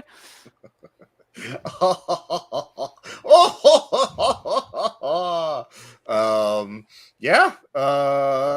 So yeah, that whole spiel is going on. Were any of you doing anything while the Fey Lord was, announcing I'm things? distracting Yeah. the court. Yeah. So Kafka, you have it like yeah, either of you with one of the whetstones could try and like get some filings shoved into a palm or something like that. Yeah. Or what do you want to do? I'm Yeah. gonna try to get one of the whetstones into the dragon meat Okay. while they're not paying attention. Yeah. All right. Kafka. I hate to phrase it this way. I'm going to let Cole take the lead on the poisoning, and I'm going to actually try to like do a job of it. Okay. Somebody's got to be like the legitimate ringer. Somebody, no offense to Joey, somebody's got to be the one who's got like the heart and the spirit, and then somebody's got to be the one who does the tricky maneuver. Okay. And I think it's fine if Cole does the tricky maneuver. All right. And to distract them, I'm going to be screaming about how I'm making my signature dish, Wharf and Dwarf, and there's no beard meat. How could you not have any beard meat here? I mean, that's just a snap of the finger away. They will give you all the meads and things that you need. So and beers if you want to do beer. Oh, no, beard meat. Dwarf and beard meat. It's famous. Oh, okay. Ugh, yeah. They're like, we don't. No. I like dragon and griffin. I don't know. No. So yeah, each of you can describe your approach to cooking or poisoning and make a roll. So I do have a logistical question. In this instance, what is ambrosia? it is a bottle liquid. It is it is something like you would treat it like a wine in cooking. Like you'd make a sauce out of it or something. Gotcha. Okay. Simmer something in it to just infuse the essence into the meat or something. Mm-hmm. Like that. Exactly. Yeah. So yeah, in practical terms, it's like like a wine. All right. I'm going to use griffin and ambrosia then. Okay. I'll use dragon meat and leave the rest of the ingredients. All right. Well, describe describe how you're cooking. Like, what kind of dish is it? Like, is this a kebab? Is this a steak? Is this is this Dragon Wellington? You have cheeses and breads and stuff like that too to work with, like all the base ingredients. You'd be pretty vivid with this. So, is it a curry? What are we doing here? I'm making chili beef. And I do ask, hey man, we can get any mundane ingredient, right? Yes, of course. Okay, there's this one thing called the Carolina Reaper. Could you make that for me? Ooh, I like the sound of that. Yeah, there's a box of it instantly. Yeah. Okay, I take on gloves and protective eye gear. Okay, so you're making dragon chili, the hottest possible dragon chili. All right, yeah. All right, they have a grinder for you to ground up the dragon meat. You're cooking away. What do you want to roll for that? Probably sharp. Yeah. All right. Yeah. You don't want to obliterate the flavor of the dragon. So that's an 8. Okay, yeah. You didn't fuck up the dish. It's definitely, it's not perfect, but it'll, you've never cooked with dragon before. It's a hard meat to get around, to figure out. But yeah, you're making your dragon chili. Kafka, what's your dish? All right, I have legitimately thought about this because I like cooking. I like fucking around. So here's what I'm going to do. First of all, I'm going to take the ambrosia. I'm going to put it in a sauce pot. I'm going to reduce it down to a syrup. And from that, I'm going to use... This is all going to be rolling with cool, by the way, because this is very technical. This is going to be very precise. Mm-hmm. I'm going to reduce it down to a syrup in order so that it can be a jelly-like coating, and I'm going to add some other spices and ingredients in order to make it so it'll coat. I'm also going to get like a good baguette from them. Mm-hmm. So it's going to like coat the inside of this baguette, and then while that is cooking and reducing down, and like there's lots of shots of me going back and forth and like making because it's very tricky to work with like reductions, especially with something that's like sweet, because you got to be careful that you don't want it to caramelize too much, you don't want it to burn, but it can also like be dangerous to you. Mm-hmm. While that's going on, what I'm going to do is I'm going to take the griffin meat, I'm going to marinate it, and I'm going to broil it, and while it's broiling, I'm going to assemble the ingredients for a like really good like griffin salad sandwich. So it's like mayos and a little bit of mustard, but like for the mayo, I'm going to use like Kewpie mayo. I might, if I can get access to like whatever the hell I want, I'm going to use Kewpie mayo for that. Yeah. So ultimately cook the meat, shred the meat, mix it into like a griffin salad sandwich, and then kind of like Waldorf it up a little bit by putting the spread of the reduced reduced ambrosia jelly onto the bread, and then put the griffin salad on top of that and make sandwiches. Damn. All right. Yeah, you get +1 on your roll like that. That is an extremely good, well thought out strategy for tackling this challenge. Yeah, good job. That's a 10. Yeah. No, this fucking, oh man, this is really good. Yeah, Cole, what about you? I'm making a pasta dish with a dragon meat sausage with the back legs. Back legs also added from the griffin in that sausage. The front legs, it's chicken. It's the chicken legs of the griffin as well. Ambrosia base for the sauce. It's gonna be a creamy lasagna, and it has shaves of truffle on it. Ooh. Yeah, nice. Suspicious looking truffle. All right. Well, the truffles give you a +1 on your. Well, no, I mean the truffle is the iron shavings that I'm. Yeah. Oh, okay. Yeah. Somebody's got to poison them. Yeah. All right, go and roll. All right. Yeah, my idea is that like Joey starts it off with what he makes. I go for like something that's like really 13 if it's charm. Ooh, nice. Yeah. I go for something that's like advanced, but then what Cole does is they're really excited by my dish. They're like, oh, we got to try whatever the hell this Cole made. Yeah. Okay. Yeah. And my plan is to layer it with ingredients in like a lasagna type format covered in a cream sauce so that it's not really noticeable that there's unknown ingredients in it. I mean, they'll notice pretty soon, but yeah. Yeah. You all, the crowd is enthralled by this. They love it. It's very important that you all take a bite at the same time so we get the expressions. It is. So you see, isn't that hot? Isn't that hot, right?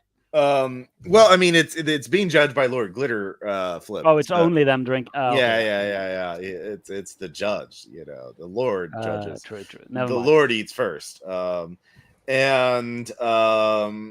yours is clearly we'll do this in the Joey and then Kafka and then Cole, and then so Joey tastes your dish, or she tastes your dish, and is like, she's holding judgment until she tries all of them, but you can tell, I'm doomed. Yeah, better resurrect that dragon. It's too hot. The spices are obliterating my palate. It is the Reaper does live up to its name, but it must have the you cannot too much heat. Yes, you must balance that better. Kafka, yours is extremely technical, but she loves the spring of the dish, the salad and the sandwiches. It's delightful. She's like, yes, a true technical accomplishment. And then Cole takes one bite of the lasagna. I was like, what is that? This is so familiar. She takes another bite. What is that? There's the truffles seem off. What is that? What is that? And then she realizes it. No! I have been tricked in my own court! The shame of it all! and there is a thunderclap, and time stands still for a moment, and all of you feel just this magical energy rushing into a vortex in the center of the court for a moment, and there you just feel this kind of mystical implosion of energy. All of you black out for a moment, and when you wake up, there are passengers. Hayden is there.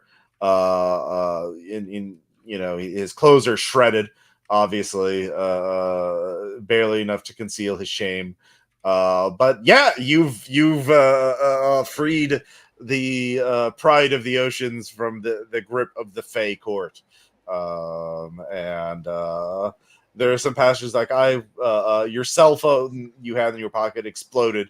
The two travel YouTubers are holding each other. I don't know what emotions are anymore. Am I alive, or is this another level of, or is this another simulation of being alive? Hey man, just have a drink. Yeah, you're alive. Don't worry about it. I know what it's like to die and be eaten and be reborn. I don't know what to do with this information. Have a drink. Oh yes. I'm creating a lot of alcoholics right now. Yeah. So, this is a big shit show.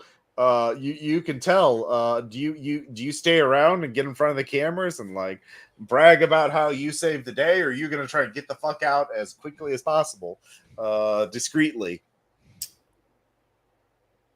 Personally speaking, now that this problem has been solved, what's on Kafka's mind is going to round up the assorted maniacs we were dropped with, because we don't know what's happened to those people in the interim. Yeah, I was wondering We should about get them. them off the ship. Was there something about a Jolene as well? Oh, Yes. Jolene's there. That- She rushes to embrace you, Cole. Well, no, I was thinking Cole Yeah. rushes to embrace her. Yeah. She sees him, eyes go wide. You think it's about to be like a good moment, and then she immediately pulls out from out of nowhere a stack of papers and is like, "You have finally been served, Cole. You owe me so much alimony." Damn. All right. Yeah. All right. Yeah. I'll take that.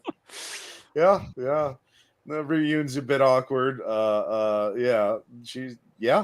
You've been dodging those papers too long there, Cole. She's always had him on her. Yep. Let's see here. You find some of the mercenaries. Some of them are just gone. That's fine. That's not my problem. Yeah, you think they got too. They like the hunt too. And the Fae kind of like, you like the hunt? Hey, come with us. But the zombie like surviving tactical team, they're pretty level-headed about it. So you find them, they were just holed up in a room, under siege from Fae hunters. Essentially, they bit off more than they can chew.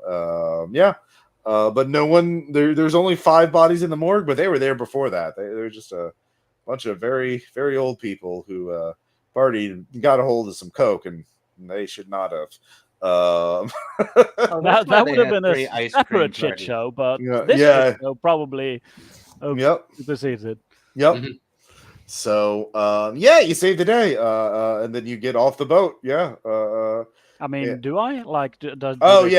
Yeah. You're a passenger. You can continue on your. I mean, I need a new shirt. Can I? I'll just hit the tourist store. Good luck, guys. Yeah. So nobody has a real good memory of what happened, and all the cameras and all the surveillance devices are just deleted. Like nothing.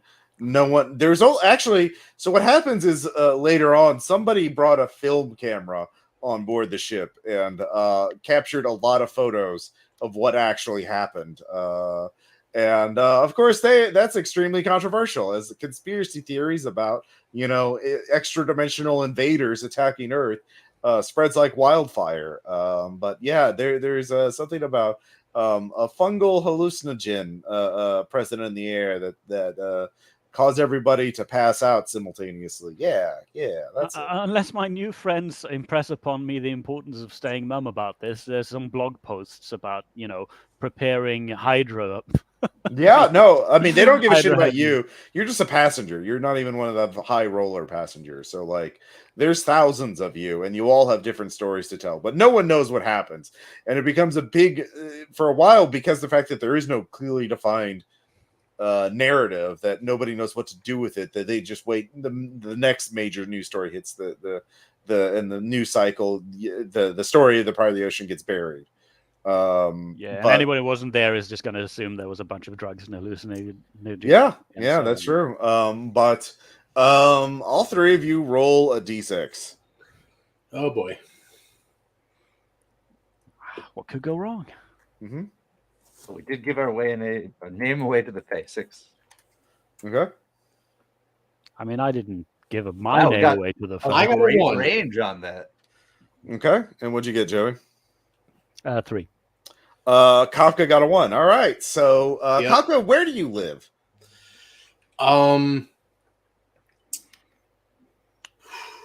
That's a good question. Where does Kafka live? I think like she actually lives like she just got like a bolt hole, like not a bolt hole, but she basically has like a house in Pennsylvania that's like close enough to the airport that she can like fly out to places, but she's got like her own little private place. Okay, like a house. Yeah, but it's like a Pennsylvania house, you know what I mean? Like she doesn't have neighbors. She lives out wherever. Out in the country. Yeah. Okay. Yeah, so like a couple weeks go by, you recover from the job, you get paid, you're lying low in your house, and you hear do you wake up early, or do you sleep in? No, she wakes up early so that way she can, exercise, do what she needs to, tend to the Okay. place. Yeah. So you get out, so you have like a morning jog every day? Yeah, more or less. Okay. So you open the door at the crack of dawn, ready to go into your morning jog, and you see a young woman there in a medieval tactical uniform with multiple patches, including and your patch on her shoulder, actually over her heart. And she looks at you in this Ren Fair tactical garb and says, "What's the next mission, milady?" Lady Rainbow Glade, I would be lying if I didn't say I didn't expect this. Yes, I shall. I have decided to become a knight like you. You know what? I guess I've always wanted a squire. Ha! Yes, excellent. Of course, I shall serve as a squire until I earn my spurs. Metaphorical. I see horses are no longer a thing. Well, they are, but not. Well, yes, let us begin the preparations. Yes, is there a ceremony? Anyway, so that's your morning now. Yay! Actually, this is pretty great for Kafka. Aw. Yeah, you got a little buddy now who can help out with the monster hunting and investigation. Hell. Yeah. Yes. Yes, I decided I wanted to be a knight. But we should call the others at some point. We should form a company. A mercenary, a banner. Yes. Or not. I bow to you. Of course, you have this spirit, wisdom, and whatnot. But yeah. So yeah, that roll credits. That's the end of the episode. So yeah, that's the Ship of Fools. I saw a video of travel YouTubers going to the Icon of the Seas, the real mega cruise ship. I was like, this is horrifying. This is too. It just like was too bright and plasticky and too perfect. It's like, this is like some weird fuck up Fey realm. Like, oh, well, there you go. It is. Yeah, It really is. Yeah. yeah. Yeah, so that was the inspiration, and the true Fae are fun adversaries because they just want to have a They good just time. want to have fun, yeah. Yeah. Yeah. And they have their own rules, and you Mhm. can play by them, or you can try to trick them. And if you do trick them, hey, it's fine, maybe. Yep. Yeah, it was great. But yeah, the stinger is, of course, all of us there with Lady Rainbow Glade dressed up to the nines with guns and armor, like tactical vests and everything.